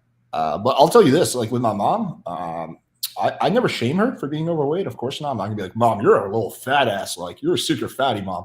But on the flip side, I don't condone it either. I constantly, I'm like, Mom, you got to start going to the gym. You got to lose that weight, right? And that's because I care about her and I want her to live a very long time. So I'm not gonna like, because sometimes she will like even like be like, she's like, yeah, I think I'm just getting old. So I'm like, nope, nope, nope. You're not that old. You can still lose weight. You're not too old to lose weight, Mom. Like cut this shit. Right. So I won't enable her delusion. well, So she can lose weight, but we women go through this thing called menopause. yeah, I know. I'm familiar. And so sometimes it's harder to lose weight. And No, I get it. It's harder for throw sure. that It's out harder. Yeah, yeah. My mom was always naturally skinny. She never had to put in any effort. Now she has to put in effort, right? She's not used to that. She never had to go to her gym in her whole life. She was always just naturally skinny. Now post-menopause, her hormones change, so now she has to put in way more effort, right? I get it. She's not used to it, but yeah, obviously. I get it coming from love, so that's good. But yeah, well, yeah, but I don't think I would be doing my mom any favors if I was just like, yeah, you're right, Mom, you're too old to lose weight. Like that would, even though that might make her feel better, I think I would be doing her a disservice as like a loving son, so as to speak. But that's a kind of another topic. Okay, yeah, I mean, I think this was a good discussion. Do you have any closing thoughts? no, I mean, I'll be honest. Probably if some of my followers see this, they're probably not going to love it. But Really, I feel this like, was a really nice discussion. Like, well, what's so bad? We just had a nice discussion. but I think that in the end, people have different opinions and different views. I'd love to see you not call people secret fatties anymore, but I mean, I'm not going to hold any breath. But I just think that we're in two different, it's like almost like two different cultures. I mean, and you're much younger. Like I said, you could be my kid, and so we're in different places in life. I think it's good to understand the perspectives of everybody and understand that everybody's in a different place. And I do respect that. I just think that it doesn't have to be at the expense of people and making other people feel less than in order to get your point across. That's my only thought. Yeah, well, here's the good news. That line is slowly becoming obsolete because it was created around 2013, 2014, before social media was a thing, but wasn't as popular. Now, pretty much almost everyone has social media, and the first go-to is to ask her if she has Instagram. So I think whether I like it or not, it's slowly becoming obsolete just because of everyone's getting on social media. So I guess that's like the good news for you. But I do think people should be transparent on their dating apps, men and women. Yeah, for sure. Yeah, a lot of people aren't. Yeah, no, that's not. That's not a good thing. But no, I mean, I think it was a good discussion, and I appreciate, like I said, you've been very respectful. Does this go a lot better than you expected? Well, yeah. I mean, your persona is a little harsh, and I'm like, I don't know about this guy. But I mean, you've been respectful in all of our communication, and I've watched some of your other videos, and you always remain respectful in your debates. So, like, I know you're public enemy number one to some people. I don't think you're that bad. I don't agree with everything. I don't see eye to eye with you on a lot of things, but I think you seem like a good guy. Oh, thank you. I appreciate that. Yeah, people always have that reaction. They're always all like, dude, this went much better than I thought. Like, I thought, like, people have this idea that I'm going to, like, show up wearing, like, a Hitler mask and, like, berate them for 2 hours or something like that. Yeah, I'm a pretty nice human being. As long as someone is, like, respectful to me back, I'll give them every courtesy. Yeah, I don't know where this notion comes from that, like, I'm, like, super mean. I guess I can kind of see how people get the impression, but, yeah, it is what it is. I'm all good. It's all good to me. But thank you so much. Do you want to plug anything or anything you want to shout out? No, I'm literally just some little creator on TikTok. So I got nothing. Well, that's not true. You got like 40,000 followers. That's not a lot. It's something. It's not so great. But anyway, yes. No, I'm good. I just wanted to – I feel like one of the things that bugs the shit out of me on TikTok and other places is people not backing up what they say. So if somebody asks me to back up what I'm saying, I'm gonna just defend my side, and I think that's important. Well, I really appreciate that. It definitely takes courage to do that. And I appreciate you seem like a very nice human being. So I appreciate that as well. We need more nice people. You're surprisingly nice as well. I know. It's a plot twist. Yeah. Cool. Well, thank So you so we're much. good. Thank you so much for Okay. coming on. I wish you the best, you and your children. Hopefully your son gains that weight that he wants. He's working on it. Yeah, it's hard. I was there myself, so I know the struggle. But All yeah, right. I wish you Okay. the best, and thank you. too. Take care. All right. Bye-bye. Bye. All right, great. So that was the first debate. I think this was really well. We didn't disagree on too much, I think, but that's okay. I think the main disagreement was was with the phrasing, and I see her point. I see how it could be, potentially offensive. It's a catch-22 though, right? Because like she said, she understands how that could work better for girls who are thin, and that's what we're trying to get. So it's like, do you want to be more pragmatic or idealistic, right? Me personally, I'm more pragmatic, but I see her point. But she seemed like such a nice lady. Like I didn't even want to like really nitpick her points because she seems so nice, like just like such a sweet, like motherly figure. I don't know. Like I could not like bring it to like go any harder, and like not that I would, because I think she was pretty reasonable and fair. But even if she was like unreasonable, like just because she's so nice, like I don't know, that's like my weakness. Like people always wonder, like how do you like get to me or manipulate me or whatever. Not saying she's doing that, obviously, but like it's not making fun of me. It's not demanding. It's being nice. Like I'm a sucker for when people are really nice, and I'll just at that point go out of my way to be nice back. So that's a little secret right there. I find it really funny with like the Fresh and Fit incident. Myron thought that he could get me to do what he wants by demanding it off me, and it literally had the opposite effect. It just made me like dislike him more and make more videos on him. But if he just came up and was nice and said, "Hey man, I didn't really appreciate that," that would have been the end of it, because I wouldn't have been able to say no. So that's so funny. Okay, let's add Michelle. Hello. Hi, how are you? Good. Did you get to see part of that last debate, or just jump on right now? I actually watched all of it. It was great. Yeah, she was such a nice lady. Yeah, she was so great. I loved her. Some really good points between you two, yeah. Yeah. I thought it was a good discussion. So anyway, yeah, thank you for coming on. Thank you for having me. I really appreciate it. I like that you opened this up to everybody. I really appreciate it. Yeah, no worries. I mean, like I said in the first debate, I think it takes courage to back up what you say, and most people are not willing to do that. So the fact that you're willing to do that, that's respectable and admirable. So let's start off with a brief introduction, and you can just kick it off and just go through the things that you disagree with me on. I mean, there isn't much. It's more feedback, I suppose. I mean, that was something that you mentioned, like, you could do is like if you disagreed or had some sort of something to say or feedback or whatever. I'm sure there are going to be points that we disagree upon just because we're Okay. kind of pivotal. Okay. But I mean, I'm not here to get under your skin or anything. My name is Michelle. I am nobody. I am not an influencer. I am I am going to go back in my reclusive hole after we are done. So I just had a few things that I wanted to say because you did a video recently. Okay. I became aware of you because I am on Tinder. And I had I guess one of your followers approach me and try to use one of your lines on me. Which Except one? he did it. I have no idea who he was, Oh. and I really wish I had the screenshots, and I would have had I I mean, known. like which line did you try to use? I'm always. Oh, he tried.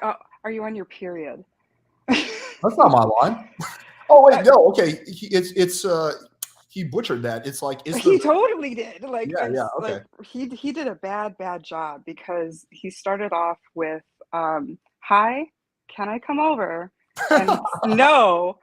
And then, "Are you on your period?" And I'm like, Oh my god! Wait, how do you know he was my follower? That doesn't really sound like because something. I said, "Who told you to say that to Oh. women?" And you said playing with fire.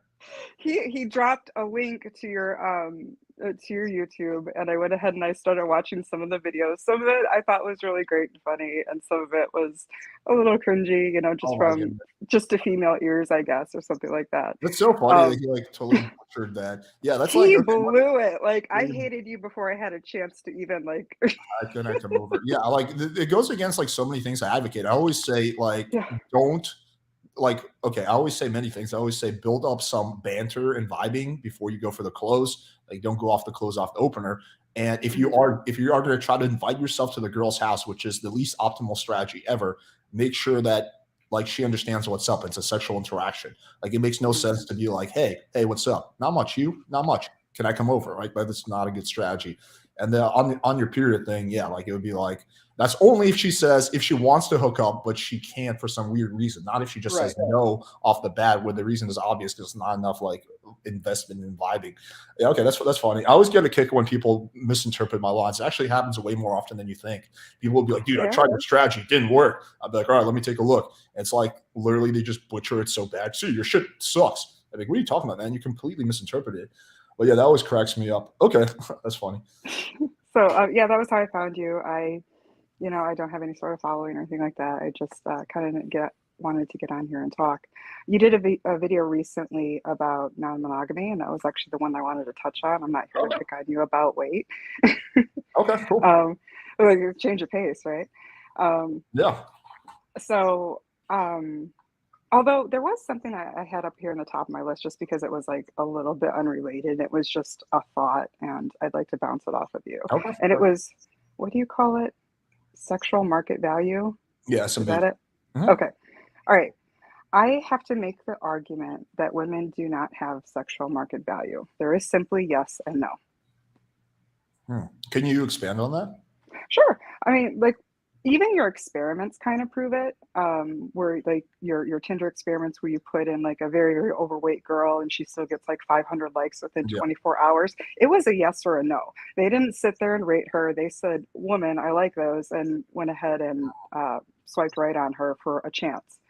And I just think that that's actually something that applies more to men. I would somewhat agree with you. I think that this kind of reminds me of when I was in college and I was hanging out with like one of my friends who I learned a lot of things about game from, and we were like rating girls. He's like, bro, like fuck your system. I got a better system. It's a binary system. It's 1 or 0. It's like either yes or no. And I'm like, binary system. He's like, yeah, just every girl. Would you hook up with her or would you not? That's the system. I was like, okay, interesting. And I actually became quite fond of that. So I think SMV still exists for women. It's just so skewed. But what I mean by that is we noticed, and this is not, I don't know if we reported this in the video, but this is something I noticed that when we did that experiment, we did the hot girl and the average girl, and the hot girl got 2,000 likes, the average girl got like 1,000 likes. That's not a big discrepancy, but the big discrepancy we actually noticed is in the re-engagement. So for the hot girl, when she wouldn't reply, guys would triple, quadruple text her. That happened a lot less often with the average girl. While she may have gotten the same amount of interest off the bat or close to it, right? I don't think there's a big difference between 1,000 and 2,000. There's maybe like an 80% difference in how far guys were willing to jump through hoops and pursue in order to get her out, right? So I do think that women can be, easily, just like men can be rated 1 through 10. You can be like, that girl's a 7, right? And that could be I think it's almost like 2 systems, right? You can have the binary system, which like, would I hook up with her, would I not? And that just depends on your standards, on your taste and your type.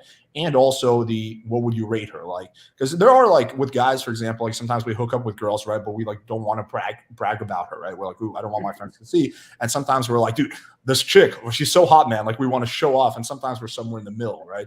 And that has to be because we find out of the girls we hook up with, some of them we find a lot more attractive than the other ones, right?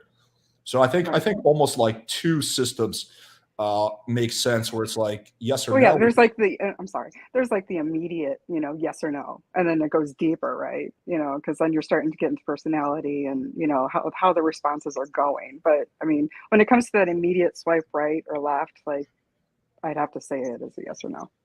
Yeah, I mean, I think that men are, especially in the West, don't have the luxury of being nearly as choosy as they would like to be, or nearly as choosy as women can be, simply due to the marketplace, which is a whole phenomenon in of itself, because there's 50% women, 50% men. It's not like there's 90% men in the United States, right? Which really begs the question where all the women are, and I have a whole bunch of theories for that.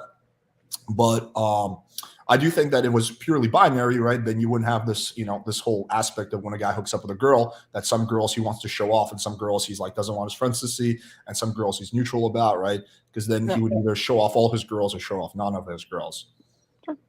Yeah, absolutely.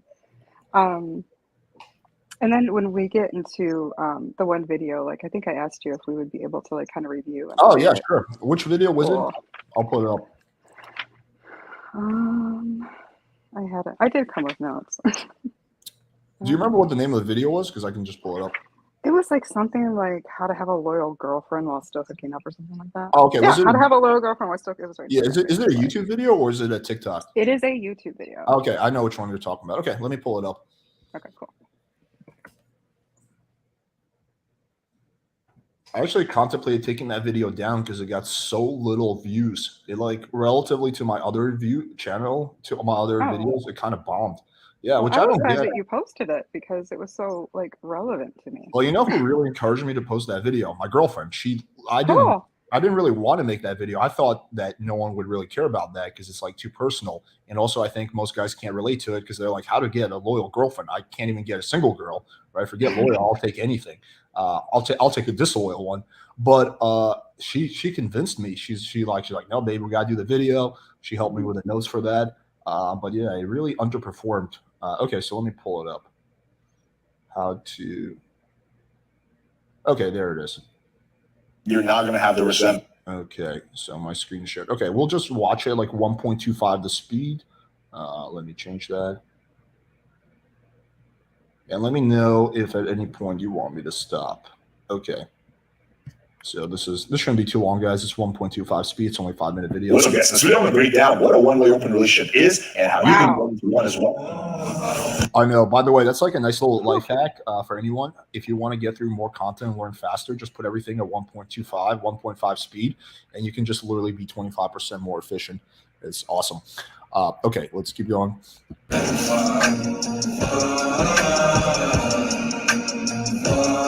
All right, so let's start off by explaining what exactly is a one-way open relationship. And it's basically exactly what it sounds like. It's a relationship where you have the option of hooking up with other girls, but your girlfriend does not have the option of hooking up with other dudes. So you might be thinking, okay, like why would you get into something like this? I think the benefits are pretty obvious. You basically get the best of both worlds. You get a girl who's committed to you, and you're committed to her emotionally, but sexually, you have the option. A lot of guys have a real hard time with pure monogamy, right? Because we're kind of evolutionally wired to spread our seed, right? That's just kind of how we evolved. Monogamy isn't really natural. Some men are capable of it, but a lot of men are not. And they have a hard time with it. And the problem with that is when they suppress their urge to hook up with other chicks, one of two things is going to happen. One is they're going to cheat, or two, they're going to be miserable and they're going to build resentment. Neither one of those things is good. Cheating obviously is violating in terms of a relationship, and basically building resentment is going to cause you to dislike the other person. It's going to cause fights. It's not a good thing either way. So what's the solution here? Well, the solution, as I mentioned, is one-way monogamy, right? You have the option of hooking up with other chicks, but she only hooks up with you. So why is that important? Well, for some guys, it's not. Like when I talked to Destiny, he said he does not give a fuck about his girlfriend hooking up with other dudes, right? And I legitimately believe him. Some dudes just really don't give a fuck, right? And if that's the case, then you can just be in a regular open relationship. But a lot of guys like me don't like the idea of their girlfriend being railed by another dude. It's just something about it is just a little unsettling for me, right? So that's where this comes in. Now, for a long time, I used to think that one-way open relationships weren't sustainable because resentment was going to build on the girl's part. But then I had a little bit of an epiphany about half a year ago when I realized that it's not about fairness, it's about needs being met. So long as your girlfriend's needs are being met and your needs are being met, that's all that matters. As long as you can have both parties having their needs met, right, and not suppressing something. By the way, just let me know if you want me to stop at any time. No, we can just run through it. Okay.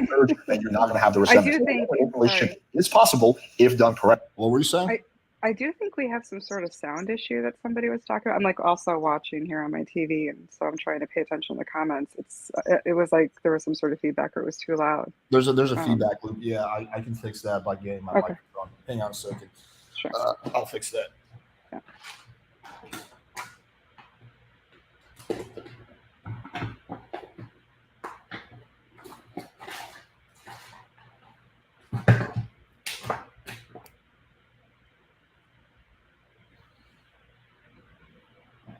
All right, this should do the trick.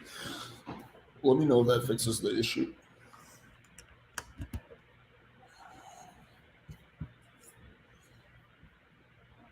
correctly. So which leads us to the next step is how do you set up Is a that one-way better? open relationship? So the first step is in partner selection. Okay. I'm going to be honest, this is not going to work with every girl. The only Some girls are downside just is too I jealous, can't hear which is anything, why but if I you want a remember one-way this open video, relationship, one-way so I monogamy, don't really you have need to pick a girl who's not jealous, who's pretty open-minded, who's down with shit. Now, she doesn't have to be like some hippy-dippy, super liberal chick who's super open to everything. No, it can work with your average girl, again, but she can't be super jealous. So the first step is partner selection. The second step is building investment in the relationship itself. So I like to start off by just having casual sex, hooking up for a period of time. Me and Addie did that for about a year before we move things forward, right? And that builds investment in the relationship, right? If you bring this up on the second or third date, like you guys just getting to know each other, like, yeah, by the way, I want a one-way open relationship, right? The girl's gonna be like, what the fuck, right? There's no investment in the relationship. So you have to get that investment first. And then step three is, as cliche as it sounds, communication, putting your cards on the table, communicating your needs and wants. And how you do that is basically say, listen, I really like you. I want to be in a relationship with you. I know myself. I'm not capable of monogamy. I don't want to be in a position where I either cheat on you or build resentment. I want us to be on a sure footing. So, I know I'm not capable of monogamy. However, I'm not comfortable with the idea of you hooking up with other guys. It just bothers me. So that's kind of where I'm at. And what I would like is a one-way open relationship. And then you give her the option.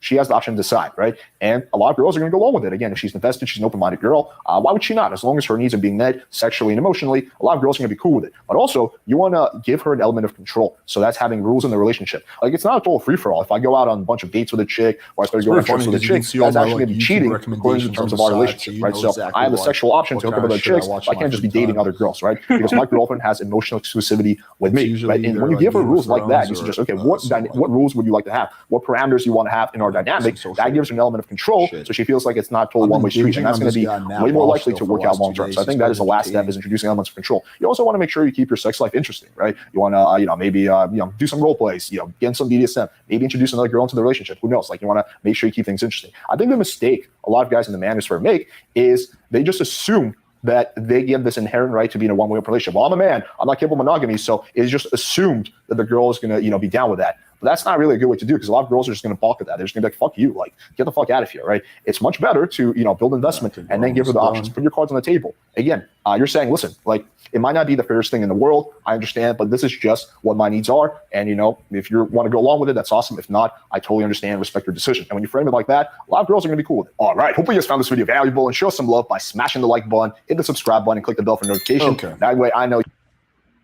Okay, the steps that I caught were what? Investment, communication, and then element of control. Did I miss one? The steps to setting up a one-way open relationship. Yeah. Yeah. So the steps are, first off, screening. 2, building investment. 3, communication. And 4, having rules so she has an element of control. Rules, so she has an element of control. Okay. Yeah. All right. I guess I kind of go back to my introduction a little bit and talk about why I wanted to talk about this video. Sure. So I am married. I've been married for 9 years. I'm 34 You look years so old. young. Holy shit. Oh, really? Yeah. I thought you were like 19 years old. Oh, stop. No, I have a 14-year-old son. Oh, damn. All right. Today, the guests have been looking young today. That lady was 50. She looked like she was like 38. Okay, interesting. Yeah. I thank you. I guess good genetics. I'm 34. I have 3 boys. 2 of them have autism. My oldest is 14. He doesn't. I've been married for 9 years. I practice ethical non-monogamy. And my husband is monogamous. So we're going to have some very different viewpoints here. And so that's why I thought it would be really cool if you and I could have a conversation and expand on this. The one problem I actually have, I love her shiny cheeks. Thank you, whoever said that.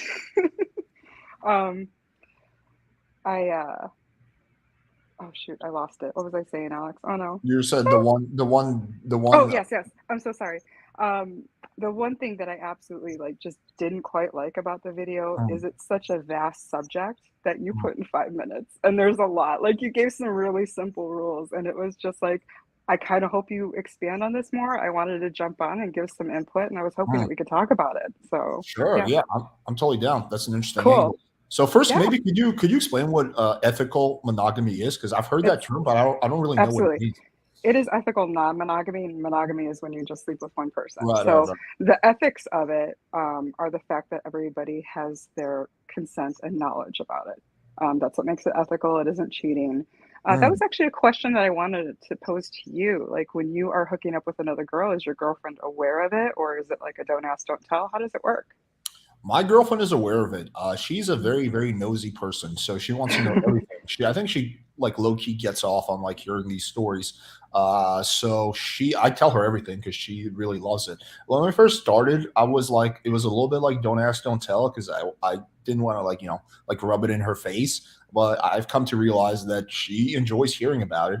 And I'm not shy, so yeah, it's I definitely nowadays I tell her everything.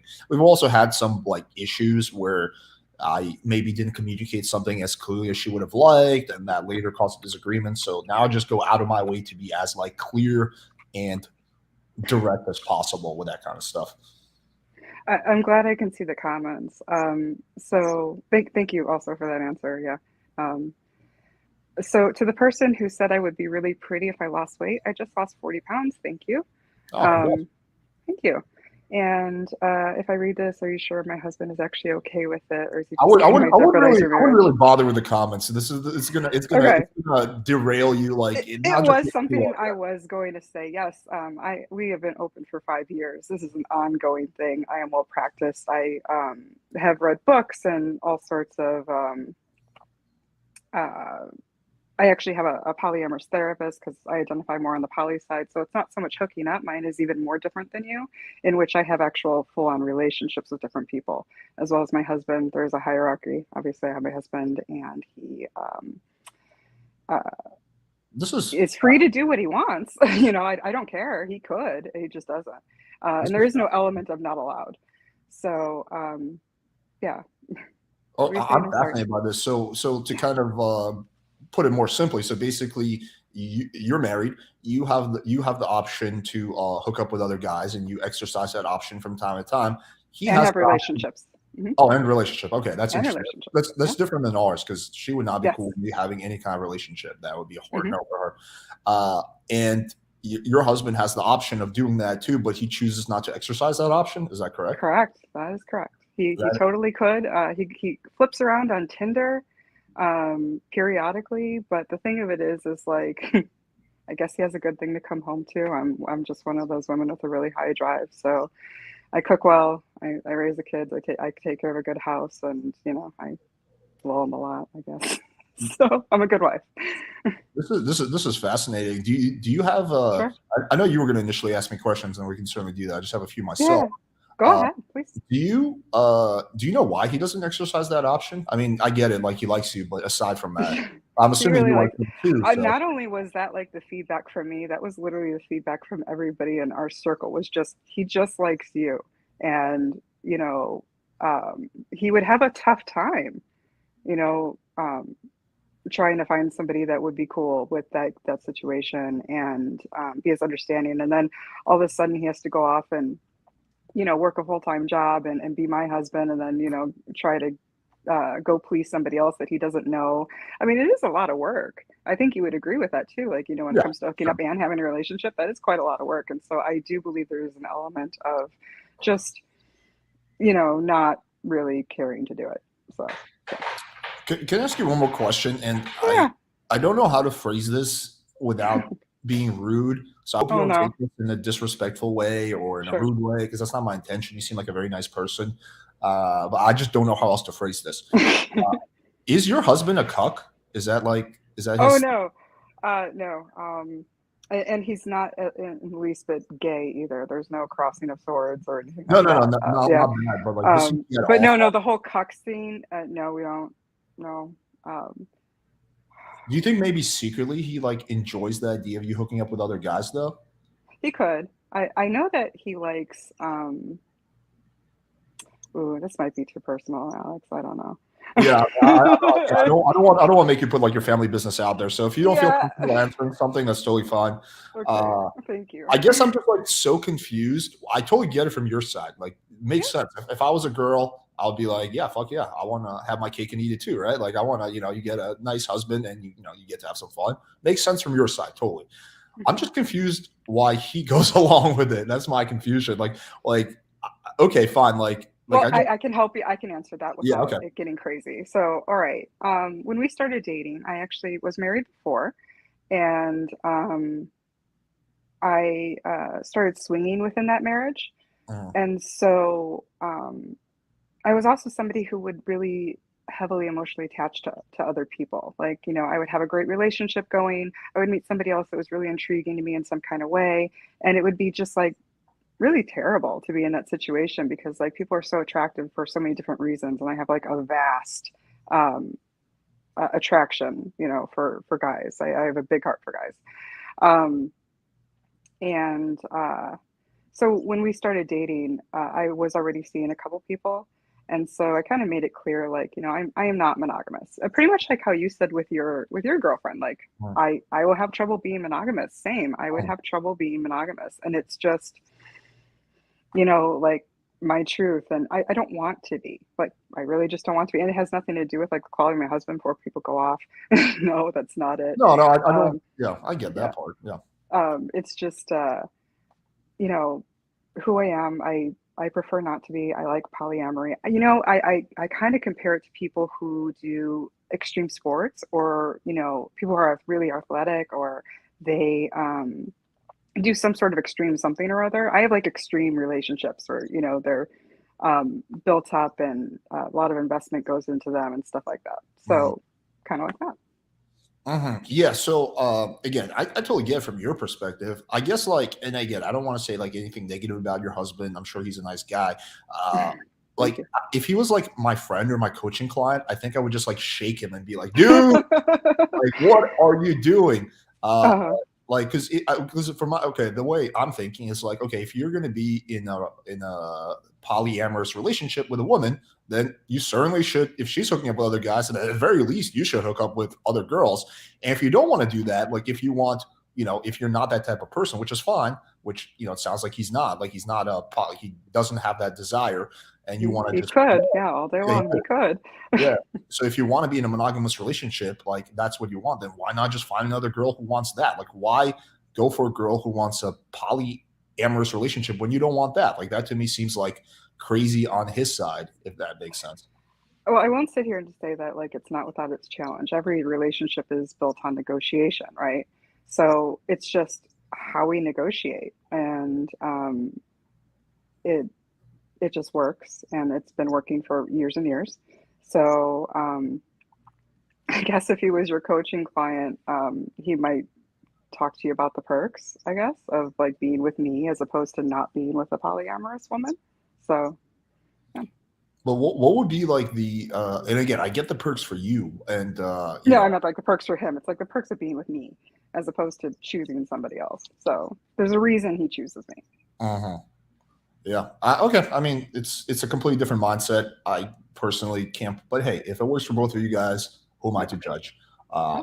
I don't want to like delve too deeply into your personal life, because I think there's no way to go down this line of questioning without me getting really, really deep and personal. So yeah, I'll just let you kind of kick it off with some of the questions you had. Okay. Well, one of them. But I'm so fascinated by this. You can ask and I can say no. All right, like it's fine. I won't. All right, well, let's get through your questions, and then I'll ask some of my questions after. Okay. I'll kind of marinate on them. All right, sounds good. I noticed in your video you said it was like not the most fairest thing in the world, and I obviously that kind of applies to both of us. It's sort of your point, right? Right. And so, like, what would you say, like, the advantages are for your girlfriend being with you as opposed to choosing somebody who would be monogamous with her? Well, I think, there's like two ways to answer that question, right? Are we talking about specifically with me or a guy like me? Let's say with you. You know, you speak for yourself. I speak for me. I'm not speaking for anybody else. Yeah, let's do that. I think this is what probably my girlfriend would say if she was asked this question. She would say, Alex is awesome. He's not needy. He fucks me really well. Well, maybe that part's debatable, but generally speaking, he fucks me really well. He is very caring. He's a really good person. I have a lot of fun with him. He makes me laugh. He makes me giggle. He doesn't take life too seriously, but at the same time, he's also really cool. He doesn't give a shit about me, spending a lot of time working and work trips, and he's just really chill. He has things that he's not comfortable with like me hooking up with other guys.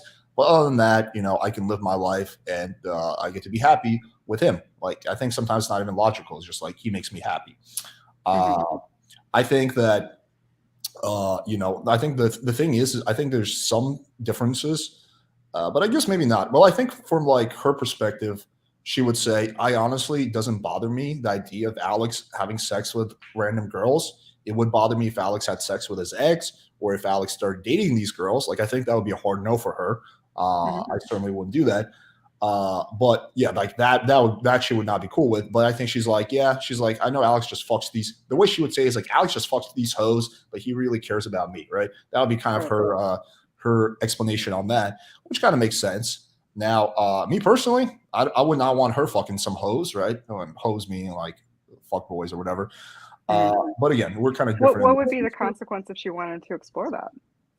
Our relationship ending. I see. Okay. Yeah, that would be like Um, a hard no for me. Like if she wanted to explore another girl with me, then that would be different. But if she wants to explore another guy, then yeah, no. okay. Um,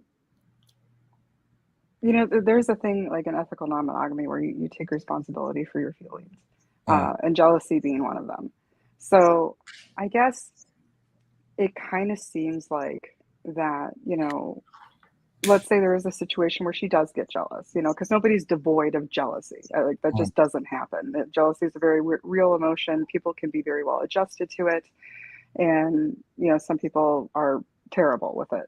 mm. So when you say it, it really kind of sounds like to somebody with in this lifestyle, it sounds almost like you're saying, you have to deal with your emotions and you have to take responsibility for your emotions, and um, you know, you're going to have to be okay with this if you want to be with me. But there's no circumstances in which I'm going to try to work through my emotions of jealousy or my, inability to handle this for whatever reason.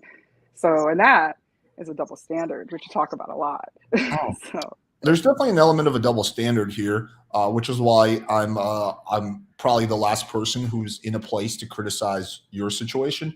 Right. So there's definitely a double standard there for sure. I'll acknowledge that. I don't think double standards are always the worst thing ever. I think some double standards make sense. Like for they do. example, like the fact that a chick can skip the line at a bar, right? Well, if bars get rid of that double standard, you know what that means? The bar's going to be a sausage fest, right? And then no one wants to go there, right? So some double standards make sense, right? And I think this is kind of one of them because it works for her, it works for me. We're both happy, both consenting adults. In terms of working through jealousy, I think this more has to do with boundaries and limits. Like my girlfriend, I'm not comfortable with the idea of my girlfriend having sex with another man, just like I wouldn't be comfortable with the idea of my girlfriend, I don't know, robbing a bank or going on social media and like stripping. That one I would probably be a lot more cool with, generally speaking. That one we might even be able to like work out. I guess like a more hardcore one would be like her like slandering me on social media or like there's like I have boundaries, right? Like that if crossed, that's the end of that. Like, so and this is one of those boundaries. So I don't see this as a jealousy issue. I'm actually a very, very unjealous person. I really, yeah, that's one thing I never really had to struggle with. Fortunately, I was just never that jealous. Maybe it comes from my arrogance or cockiness or whatever. But yeah, this just has to do with a boundary. It's like that's just not something I'm okay with. And just like she wouldn't be okay with me dating another girl. I don't think that is her jealousy because she's really the least jealous person ever. I think that's her boundary. Like she's like, I don't want my boyfriend dating another girl besides me, which is reasonable. Oh, totally. I mean, everybody should have the relationship that they want. And I'm very much in favor for people doing whatever they want, so long as, it's agreed upon and consented to by all the parties. I would definitely have a problem if you had like a really terrible attitude of just like, no, you can't date anybody. It's just like not allowed. Actually, she could go do what she wants and kick you to the curb. It's just, there is no like She could if she weird wants to leave ownership. me. Yeah. Yeah. Yeah, and like those are consequences. It is what it is, and she's staying in that relationship of her own free will. I'm assuming that she's not chained to a wall somewhere unless she asks for No, it. I know that's a popular theory on TikTok, but no, she's not chained to a wall. She's actually in Yeah, Sweden right now, so she's very far from my wall. there you go. So I mean, really, like I said, my feedback is just going to be more like dialogue because I feel like it was just a very important subject that really needed more time and more thought. And I get what you were saying with like the 5 easy steps, but man, that's so not how it would work. You know, the whole uh, the screening, yeah, okay. Actually, where you caught me was investment, and that was something that I kind of wanted to talk about. Like you Mm, mentioned when you talked about investment with your girlfriend that you started like just hooking up with her. Was there mm. any point where there was any solo investment in her? What do you mean solo investment? Like where you were monogamous for a period of time with her? Like, did your investment look like that, or what did that look No, like? Okay. no. Investment means like we were hanging out a lot, hooking up, like she was coming over.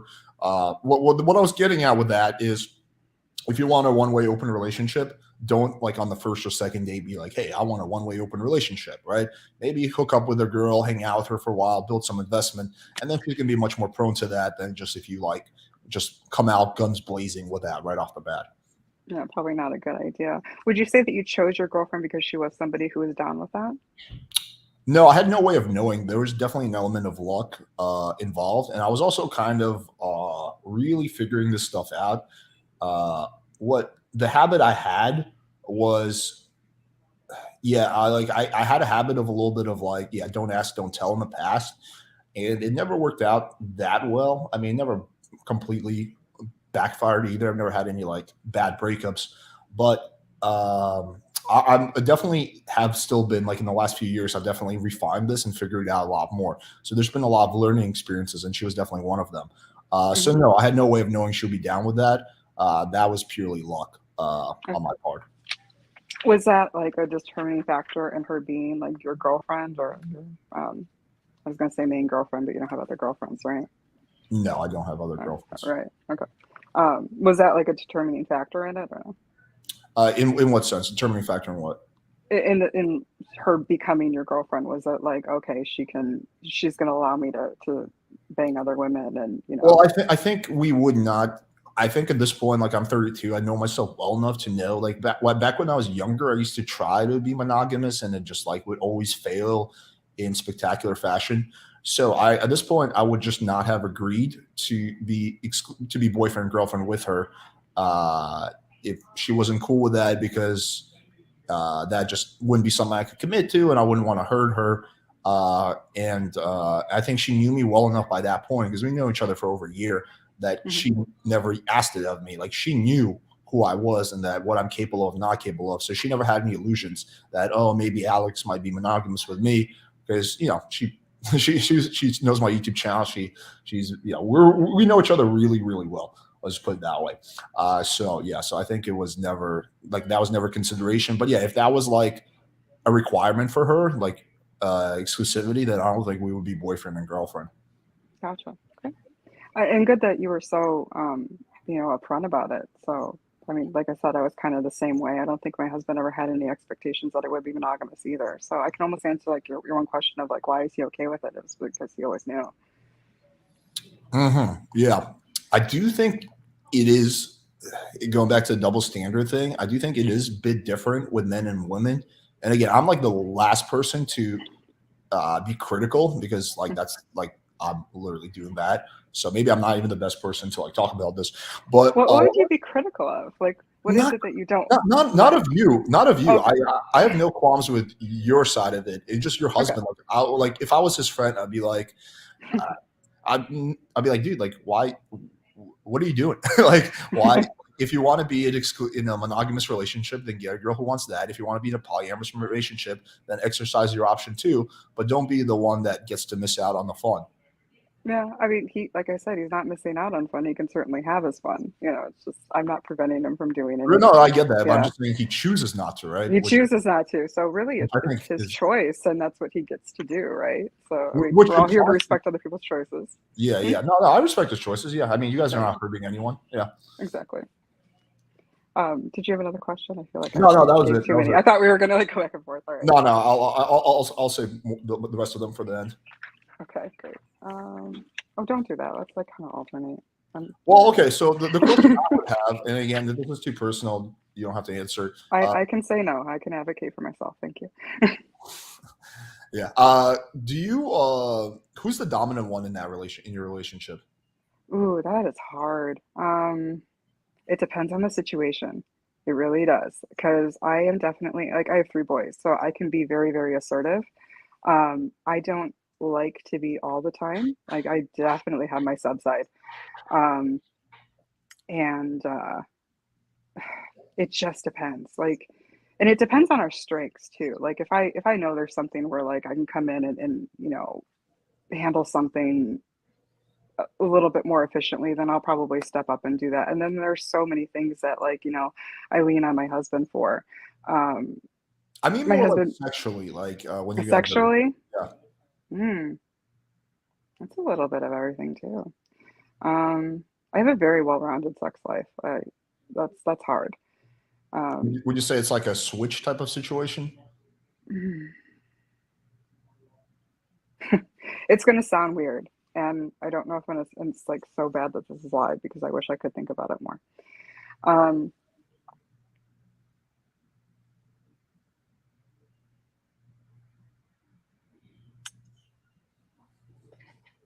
While you think on it, I'm going to get another water. okay. Thank you. I'm sorry, guys. I do have sex with my husband, actually, and he does not get pegged. Okay, I'm back. He could. He's had offers. So, No cages involved. did you get a chance to think on that? I did, and then I also like answered some because they're saying a lot, man. Yeah, the chat always wilds out. Wow. So I am so much a sub that I like. I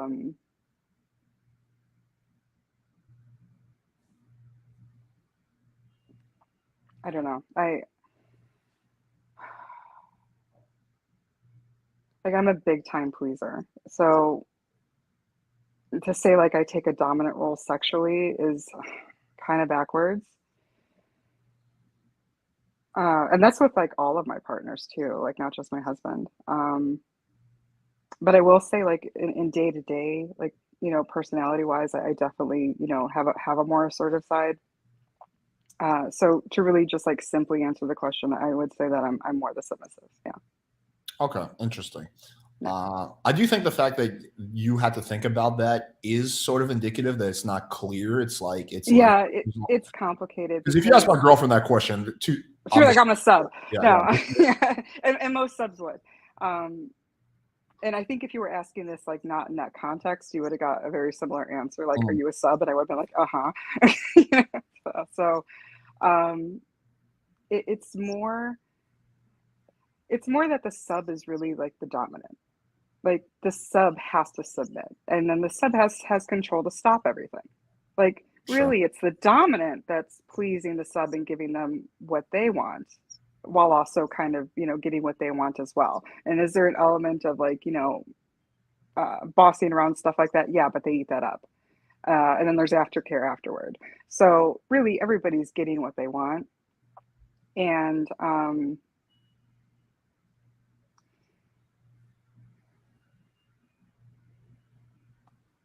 it's really like when I think of control, I would have to say the sub has more control, and I think that is where the hang up came for me, is like who has more control, and I would say naturally it would be the sub anyway. Yeah, I guess like I'm just trying to like I see your point with that, and that's actually Right. I would probably agree with that. I guess I was like trying to like envision like your guys' sex life, and is it like one of those things where he's like comes in and like chokes you and like, hey baby, or is it one of those things where you like come in and you grab his dick and you're like, this is mine now? Like that's kind of what I was getting at. Not so much either. But hey, it's 9 p.m. You want to have sex? Yeah, sure. Yeah, not quite. Not like that. I will say that I initiate like 90% of the time. So there is that. My girlfriend initiates out, maybe not 90, but like 70%. Yeah. Okay, here's another question. Do you know how your husband feels? Like, for example, okay, the hookup thing I get, but like let's say you mentioned that you sometimes have other relationships, right? Yeah. Does he ever like meet those men? Like, do they ever Oh meet yeah, them? one of them lived with us for a little while. He actually became like a really good family friend.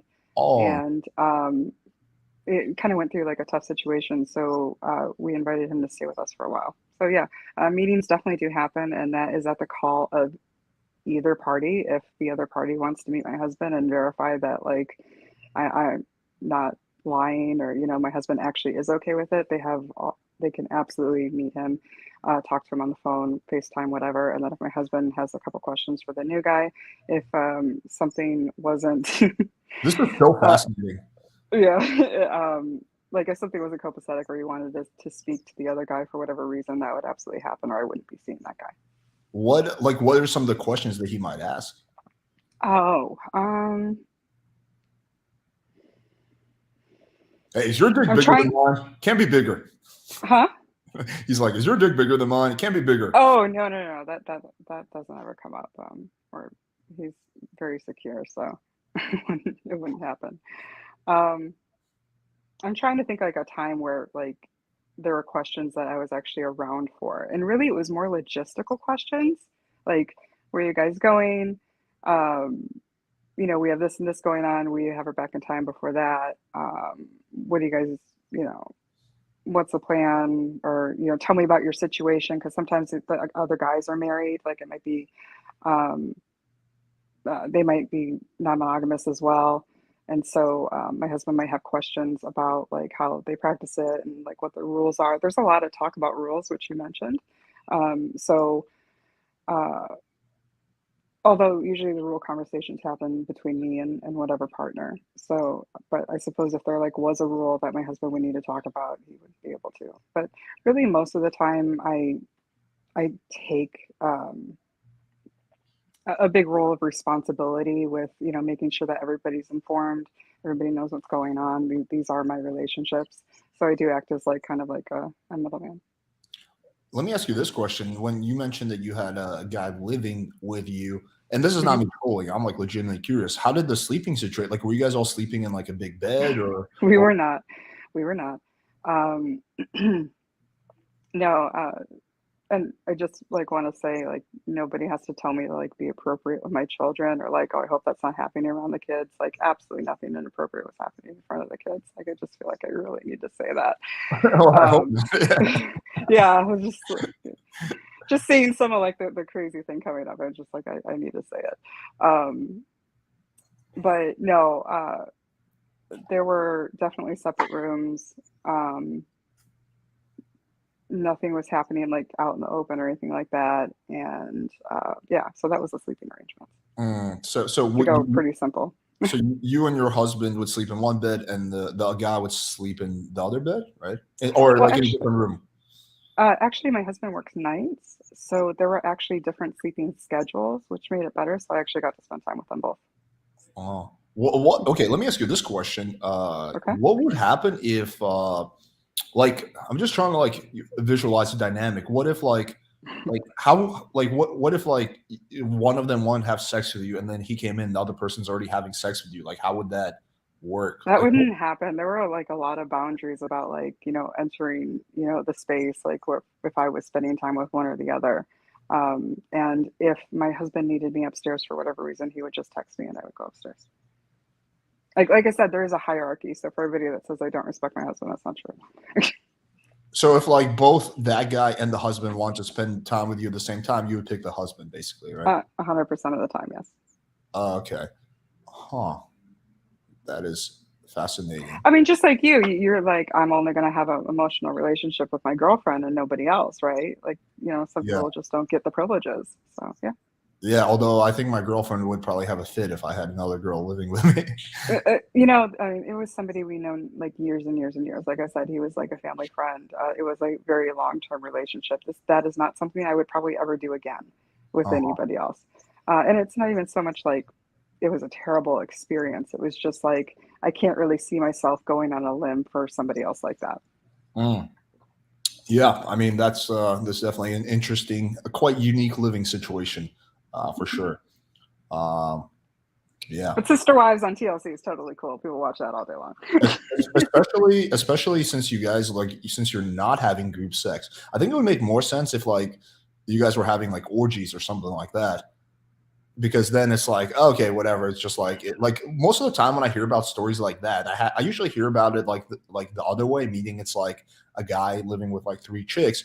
It's usually like all the chicks are like, everyone's having sex with each other, and sometimes there's one-on-one sex. But most of the time, it's like these giant orgies, like kind of like Dan Bilzerian's house or like my buddy John Anthony. Okay.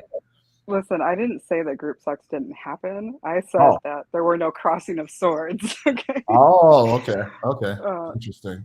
Yeah. But no one had a cuck fantasy, right?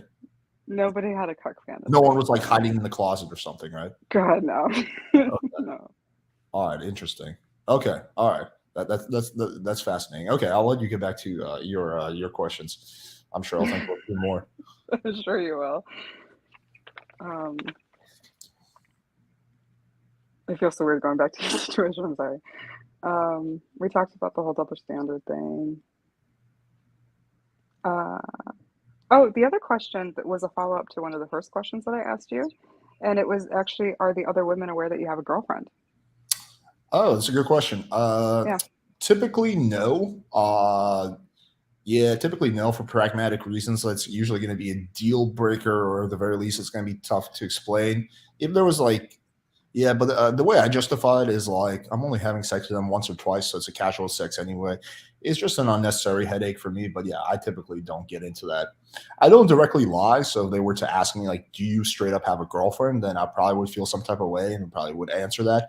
But I don't go out of my way to like reveal that either. So what do you think, like when somebody, like they understand it's a hookup like right now, is there anybody ever that's like hopeful for things to continue and like you've had to explain that, or? With me, rarely. No, yeah. Okay.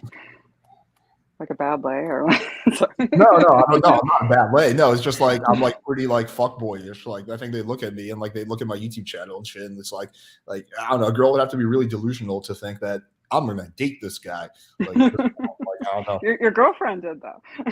She did, but that was before I had but when we were hooking up, there was no like other girl that was plastered all over my YouTube channel, right? So it was like a little different. I mean, I did do some collabs, but it wasn't like if you watch my YouTube videos now, you can see a theme of like one girl in all my videos, versus in the past it would be like different girls. That's actually one of the rules we have. She feels she wants the videos to be our special thing. But she's going to make an exception for that. So I'm going to have a new chick do a video with a new chick in a few weeks. That's going to be interesting. Yeah. So is your girlfriend the one with like the blonde and black hair? Or? No, that's Carla. Oh, okay. God, no, Okay. I would never date that chick in a million years. She is the worst. No, my girlfriend is the small one. Her name is Natty. I don't know.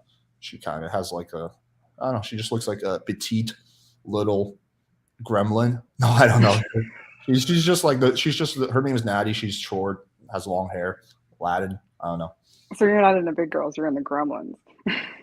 I'm into I have like 2 types. I like very small and petite girls that you can just like toss around, and then I also like porn star looking girls, chicks with like those are fun. I'm bi, and like those little girls are super fun. Yeah, for sure. Yeah. Whose turn was it? I believe you can go because like I'm I guess I'm well,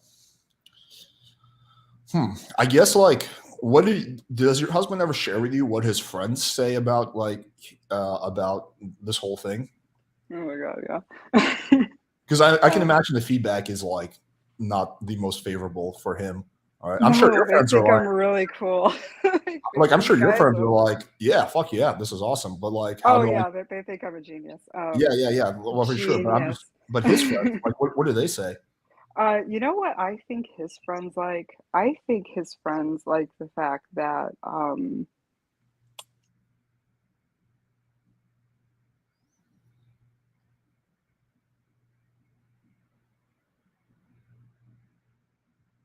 I can't tell if you're thinking deeply or you're frozen. I think you're frozen.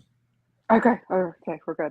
I couldn't tell if you were like deep in the trance or like you were frozen. Yeah, I think you were. See, it's like one of those personal things. So I'm gonna try to work around this, okay? And It's not that like I'm having trouble answering the question. It's just like I want to redact appropriately. Right.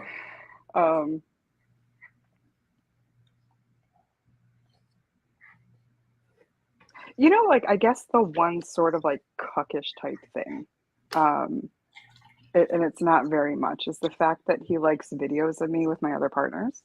So those happen. That's And moderately cuckish. yeah, it is what it is. And it's to the point where he doesn't even watch porn anymore. He watches me. Like when I say my husband loves me a lot, he loves me a lot.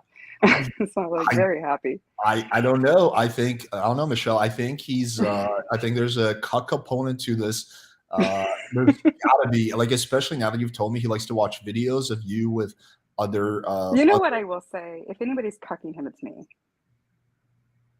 in what sense? Like It's me. Like it really has nothing to do with like the other guys. Like they're tools. Like they yeah, have no, I power get it. here. Yeah. They have no power here. If anybody's cucking them, and I really just don't see it that way. Like it doesn't compute that way to me. I guess I could totally see how you would be like, oh, it's a cuck because that's whatever. I really try not to like put myself in any sort of box in like the ethical non-monogamy sphere, because there's so many just like things, or even the polyamory people are crazy. There's so I many actually ways really to don't do know it. that even that much about the community. To be honest, I'm like a It's total outsider to that community. it is a headache to learn. Somebody has to 5 OnlyFans. Sorry, I'm going to get distracted. I do apologize. So Because like what was I saying? the deep question that I like had since you told me about this is like his motivation. It's all my motivation. Like it's all me. Like don't get me right, wrong. but it's a two-way street because he's married to you, he stays with you, right? So Yeah, absolutely. Yeah, and we do negotiate like how things happen. Like I mean, like say for instance, I have like a really great date. It's somebody that I really like. It's somebody I want to keep seeing. Like there's definitely going to be like some Johnny Walker Blue Label and a nice blowjob for him at the end of that. So I mean, like it's what we do. uh-huh. Yeah, okay. I mean, I guess that makes sense. But again, like going back to the motivation, like the question I have is like, okay, what's like I understand what's your motivation, but like his, like, okay, and I guess it could be that he really loves you so much that he's just like, I'll just go along with it. But again, it's like if he was like your typical polyamory guy, like he's like, yeah, I want to be in a poly relationship. Okay, that would make sense. But then he would exercise his option, right? And Right. if But he he's was like, monogamous. yeah, and if he was a typical monogamous guy who's just like, hey, like he would, he would be with a girl who's monogamous, right? So that kind of leaves in this weird like sphere, like what's his motivation? And I think it's got to be an element, and I'm sure he loves you. I'm sure that's a key part of it as well, not negating that. But I think another part of it has to be the cuck thing, and like not even we don't even have to use that word. Just like he something he enjoys, like something he enjoys the idea of you being with other men, right? That's like that probably motivates him as well. That probably is a great way to put it, instead of like saying the whole cuck thing. Yes, he Yeah, likes okay, that other that has a men negative desire me, indication so far. and Yeah. He he digs enjoys that. you I being with think other men, and that's got to be why he asked for like those videos, right? It's not like he's like checking the camera quality. Oh, this is HD, right? It's like he's like he's watching that, right, for the obvious reasons, right? Because like for me, for example, if my girlfriend was like, "Hey, you want to see this?" Oh wait, I think you froze again. I think you you froze. froze again. That Oh, was you. when did I cut out? I'll just repeat myself. Um, mm, you What I said there was, was like a cuck element, but we don't have to call it that. yeah, we It's don't have to call it. We're just what he likes, yeah, or because he likes the element. And I was actually agreeing with you, saying, yeah, sure, there's totally an element that he likes watching me with other men. Like that is totally a thing. right. Okay. That is Now it's making 100% a sense. thing. Now I get it. Okay. Now it makes sense. Now his motivations make sense.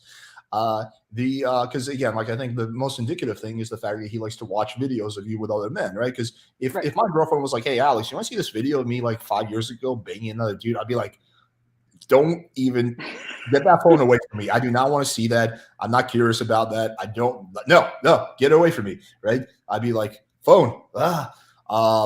So yeah, I think that's the motivation. Okay, now it makes sense to me. Okay, Okay. I'm glad we cleared it out. I Did you figured have out. anything else you want to ask me? Has there ever been any situations where like you guys had issues as a result of this dynamic? Of course. I mean, you'll have issues over money and over all sorts of things. Like, I mean, it is what it is.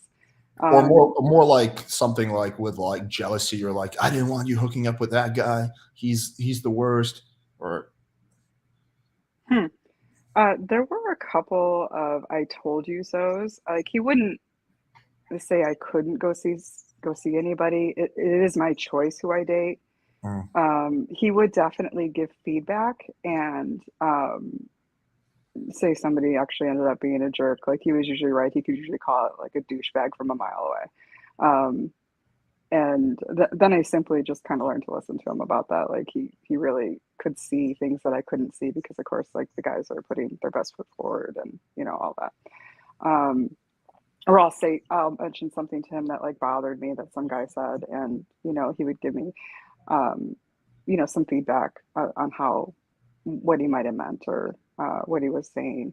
So it's kind of nice because like I do get like that male feedback on like potential partners. So that's kind of cool. But as far as like jealousy, he's definitely had his moments where he's gotten jealous. And we work through and we talk about them. Like I said, there are even polyamorous therapists, like licensed therapists, and they have, you know, a whole range of things that they can counsel you through. And so I definitely take part of that. I take classes for it. You know, people would just say like, oh, this is stupid and skewed and she doesn't know what she's talking about. It's like, no, I've actually, you know, spent countless hours researching, bettering myself, bettering my communication skills, bettering my negotiating skills, bettering everything about not just my relationships, but my marriage and all of it. So if there is a problem, and of course there is, we address it. And we've been doing that for as long as we've been. Yeah, it definitely sounds like you understand this world a lot better than me. That for sure, I will admit. I'm kind of like I'm like a tourist, right? I'm visiting for a week, and you're like a local, basically, with this with this world, for sure. That's interesting. Okay. I think you have more questions for me than I do. So. Well, I'm just fascinated by that situation. I had no idea that you guys had that thing going. I've never encountered it, honestly. A woman. That's why I said we would have such a great dialogue, because it's like we're two on opposite ends, and it's cool. I think you can learn something from everybody, like absolutely everybody. You should always show everybody respect, and you should always assume that you can learn something from them, because you absolutely can. Yeah, I mean, I had a guy on who has a relationship with a robot. That was fascinating. We were supposed to have a debate, but then we just spent 2 hours talking about how he bangs his robot. I mean, that blew my mind. He was like talking about how he started to get feels for his robot. Like, man. I found that fascinating. So your thing, I don't think is crazier than that. At the very least, I mean, at least you're with humans. Yeah. At least you're not delving into. I mean, what would happen if you're like, hey, babe, I'm going on a date with this like fucking AI robot? like that would be like the next level shit. I wouldn't, but that's funny to think about. Yeah. Okay, cool. Well, let's get back to your questions. I'm sure I'll think of more. Okay.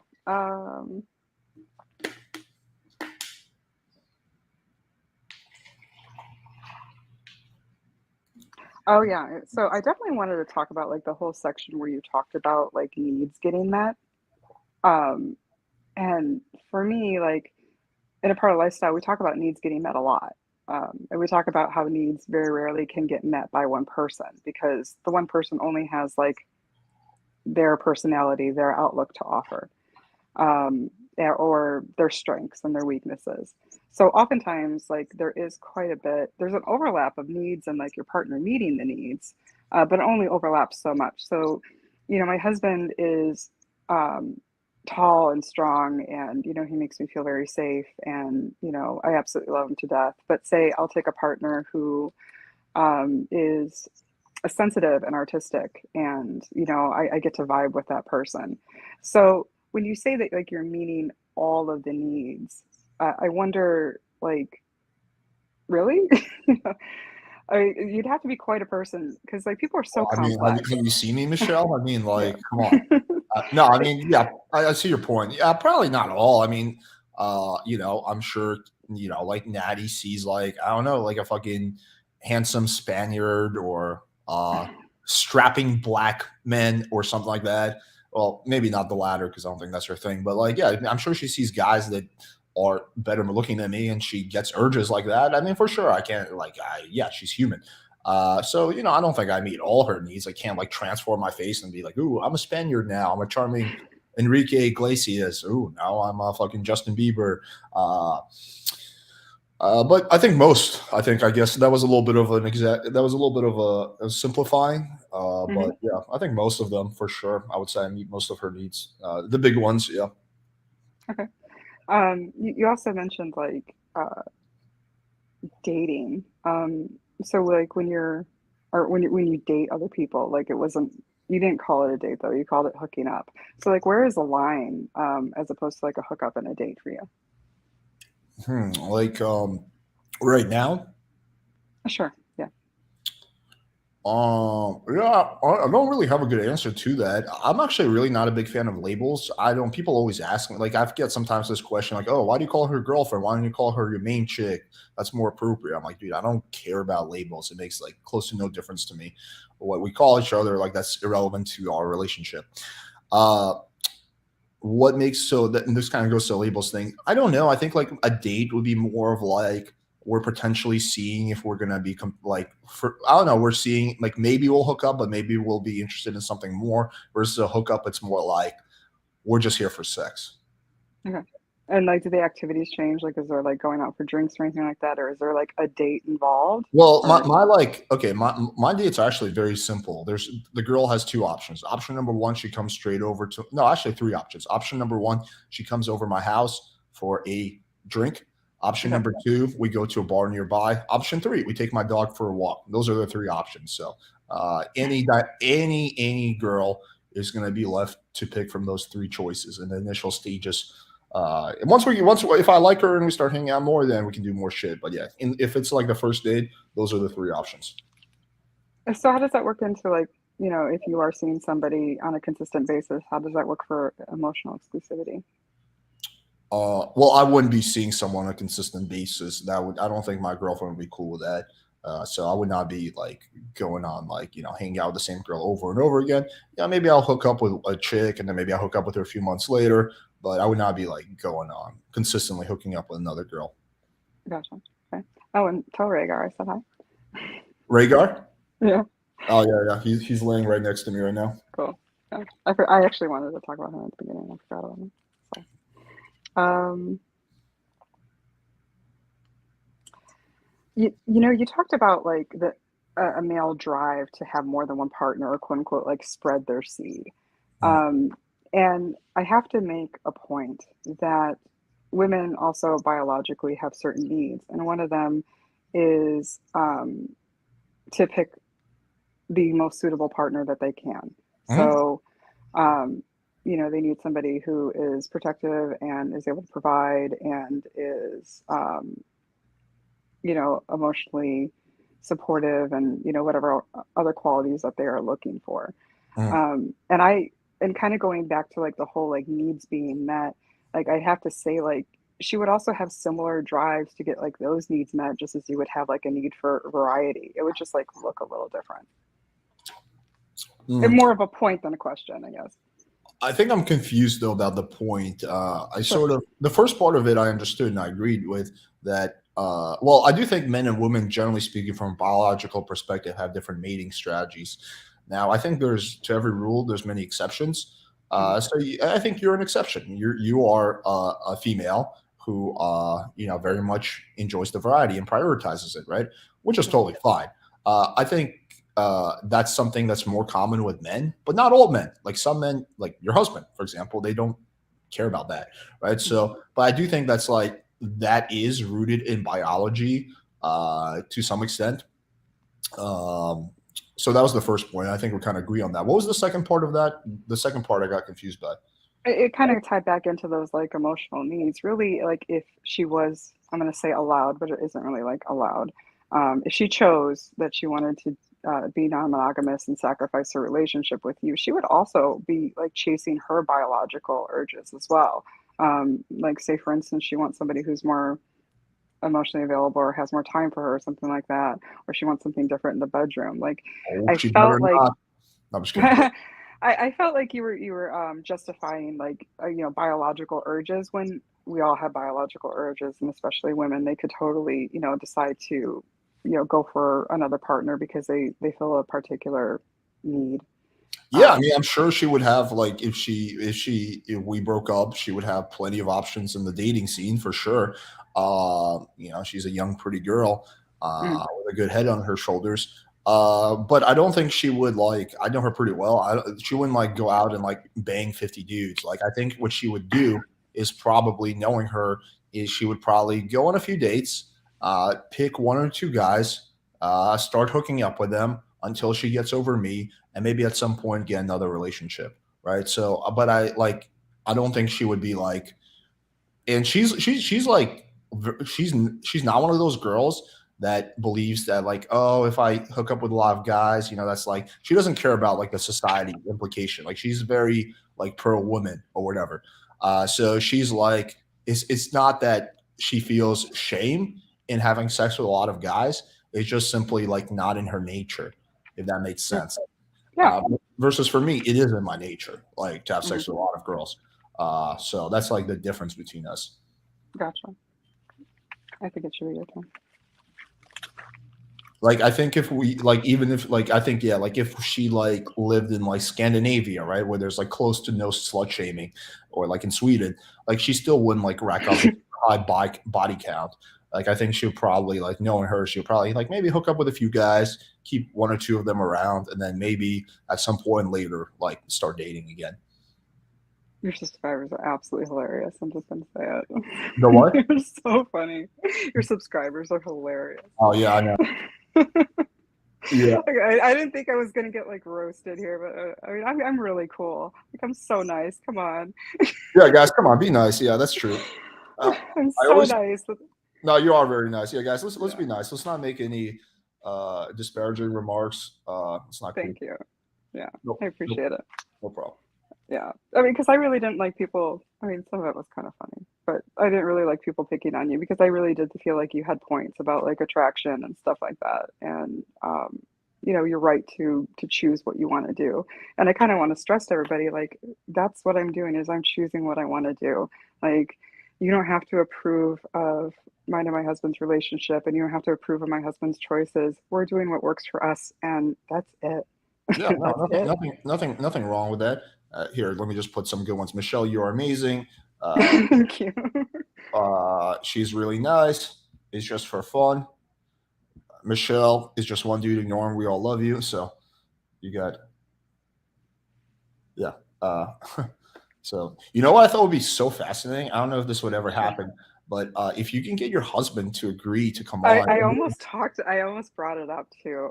The thing of for it part is my two, husband's job, and I don't think it would we be could totally a keep his good face. idea. We can keep his face Oh, anonymous. oh, it's just that my face isn't. Well, just think on it. No pressure. Just think on it, and Yeah, I will talk to him. Did you just hear someone dude, that across? would be so. Man, I would love to just like explore his mind. Uh, yeah, pick his brain a bit. I love picking on. I love picking people's brains. Like I said, I love learning from other people, and like I like that variety in such a huge way. Like you like variety for sex, and I like variety for intellect and emotions, and all sorts of things. Like, yeah, I have like this high drive, kind of like you do, and like this inability to be monogamous, but like mine kind of pushes out past just sex, if that makes sense. yeah. No, that would be fascinating. I have so many questions for him, Yeah, and I'll promise I'll keep them very respectful. thank you. Did you have any other questions? Or No, did you want to take questions from them or? no.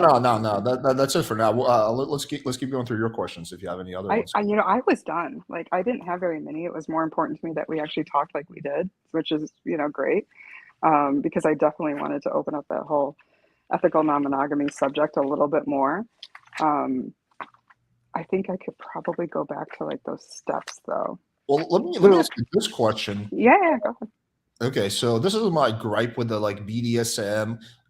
What do you call that? What do you call this whole community like that? Like you're in? Like what's the name of that? Like I don't know what to call it. So I call myself polyamorous, and from there I keep my mouth shut because there's so many offshoots to polyamorous, like It's you so wouldn't believe confusing. it. Like you, I kind of don't like to put myself in a box. And then everybody wants to tell you how to do it, and you go on to like the support websites or support uh, Facebook places, and they're all just more than happy to tell you what to do or what you're doing wrong. And I don't care. I'm very careful about what I put in my brain. Mhm. Um, and I try to minimize any sort of like nonsense and drama and stuff like that. Like I'm just doing me. I'm not hurting anybody. So I Mhm. identify as polyamorous. Their marriage as a whole is an ethical, non-monogamous thing. I don't go into like whether or not I'm a swinger or whether I'm uh, what do they like to call me? Hold on, I have to think about it now. I've heard other people refer to me as like a hot wife. I've heard other people refer to me as a vixen, and my husband's a stag. I don't really The hot care. wife thing stems from Reddit. There's a Reddit thread called I'm so fascinated by this thread. I like one day I binged on it. It's a Reddit thread called Our Hot Wife. And the whole premise is like guys who have wives that, they want to share with other guys, right? And this is what fascinated me. I've talked about this in other videos. In that community, there's like a hierarchy of like whatever, like coolness or status or whatever. And there's this guy who was named Hung in LA 88. And the way people talked about him was like as if he was a god. Like I would see posts like the other day, Hung in LA 88 graced us with his presence. I watched him in action on my wife as he destroyed her. It was the most fascinating experience ever. We're so grateful to you, Mr. Hung in LA 88. Like they were talking about him as if he was Jesus, right? And he's just going over there and Wow. banging everyone's wives. I'm assuming he's like born in 1988. He's got a big dick and he lives in LA, right? That's all I know about him. But it was just so fascinating to see like how like people like almost worship him in that community. I wonder what he's doing now. Imagine he's just like a drug addict or something. No, I mean I don't know. He's probably banging some dude's wife. But anyway, so the initial point I wanted to make was that like I've noticed I've been to like 2 swinger parties in my whole life. It was when I was much younger. I found it. Oh, cool. Where were they? These were in LA. One I went with a friend, uh, Hmm. and that was an experience in of itself. I banged some dude's wife, and then my friend accidentally banged a tranny. That was interesting. Then the other one I went with a chick I was hooking up with, and we just had a foursome. That was interesting, I guess. But anyway, so Well, my, can I my interject right there? yeah. Like, when you bang that dude's wife, did you then turn around to that dude and be like, "What the fuck are you thinking?" and shake him like, No, because that's what- she's not my friend. I just got to bang his wife. At that point, why would I want to do anything to jeopardize that? right? No, I don't know him. I don't know him any allegiance. He's not my friend or coworker or anything. Seemed like a nice guy, but banged his wife. But so the initial point I was going to make was that I've noticed that with the community, some of the like the BDSM or poly whatever people are such Hmm. nerds and sticklers for formalities. Like Oh yeah. I'll be talking to a chick on Tinder and whatever who's like into that whole scene, and she'll come over and she'll be like, hang on, before we do anything, let's discuss the rules. We need to sign a 12-page contract about our likes and dislikes. I'm like, let's just have some fun. Fuck. Well, hang on. Item number 6 over here. Like they turn into like an old Jewish grandma, like when it comes to like rules about sex. I'm just like, Jesus Christ, you guys are literally taking the fun out of sex. Like sex is not supposed to be ultra logical, like fucking detailed nuance. It's supposed to be fun and spontaneous. So like that shit was like, There should absolutely be a boundaries talk at some point. yeah, no, at Like some point for sure. totally. I'm just saying we Yeah, don't but need a like, yeah, as far 20-page as like whipping contract. out like the 25-page document to sign, that's a little crazy when you're just trying to get to know somebody. And I agree. Like you're totally right. There's like lifestyle geeks, and if you get And they the get wrong off on term, like they almost shame you if you don't know like every little like yeah, that like they're and it's impossible. I don't know it. I don't want to know it. I'm good. Like I'm just doing my thing. like the shaming is insane. Like they're like, you don't know this terminology? What are you, a noob? It reminds me of Hmm. like that South Park World of Warcraft episode. Like, we can't trust the sword of 1,000 truths to a noob. Like, what are you, like a noob or something? Look at the noob over here. Look at him. He doesn't even know what a fucking Dirty Carl is, I don't know, like fucking hot Carl, whatever the fuck it's called. But yeah, it's crazy. I try to stay out of it. I do stay out of it, and yeah, I wouldn't even be able to keep up with all the terminology. Like I have enough to keep up with in my studies because I am studying to be a somatic sexual body worker, and what that is somebody who kind of works with people with whatever sort of trauma or issues that they have around sex, and even just like the terminology on there is really crazy. And so I'm not really interested in like all the made up words or all the made up signs that happen all of the time. Like for a while there, it was like pineapples for swingers. And my friend had to call me because she was wearing a pineapple shirt and she had to like confirm. And I had no idea because I don't care. And apparently pineapples are for swingers. So you learn something new every day, I guess. oh, I have no idea. Okay, interesting. Yeah, yeah. I generally stay away from that community too because I find that a lot of them to be like massive geeks. Like I think what I think of it is like nerds who discovered sex and they decided that instead of nerding out on whatever they nerded out before, they're going to nerd out on sexual stuff. That's kind of like my take on a lot of the community. I would say I nerd out on sexual stuff, but not like quite like that. You know. Do you know what a hot Carl? No, I'm just kidding. What? I don't know. It's a term. Hot Carl. I think it's like some sex act. I'm not even really sure what it is. I just heard it before. Hot Carl. Somebody Google it. I'm sure it's something pretty intense. Oh, sure. But yeah, okay. Did you have any other questions?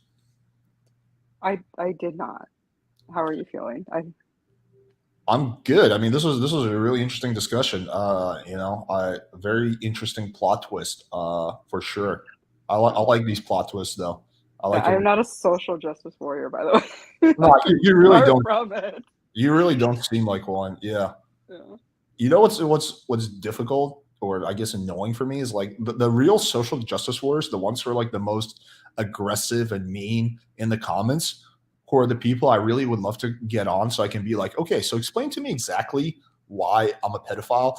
Like those people, they will never come on for a debate. They always dodge and weave and cancel last minute. So that's kind of annoying. What? Oh, I froze. I think okay. It's for hello. I think it's frozen now.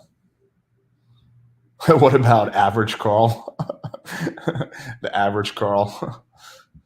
Hey. Hey. You froze out again. Yeah. So what I was saying is that those people who are like the meanest, they never want to come on for debates, or if they do, they flake last minute, which is annoying because I really want to get one of those people who thinks I'm like a pedophile or like a woman beater and be like, okay, so please outline the evidence for me beating women. And like, but I can never give that moment because they never come on.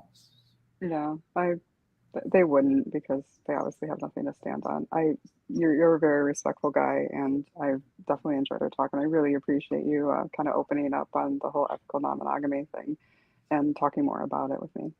Yeah, thank you. I appreciate you coming on. This comment keeps recurring, so I'll just put it up. Someone says, Michelle, think about OnlyFans if you have videos. Okay. I mean, like, I'm sure, like, since you have kids, that probably would be like a conflict of interest there. Yeah. I get that. That would be an interesting angle, though. That would actually be a really interesting angle. Like if you hid a bunch of cameras in your bedroom, and it could be almost like a vlog type of thing. Huh. That would be cool. Oh, that would be interesting. Yeah. I've thought about doing my OnlyFans doesn't have vlogs, but maybe I'll consider it. Yeah, my girlfriend does not want to put our shit out there, so that's the only issue on my end.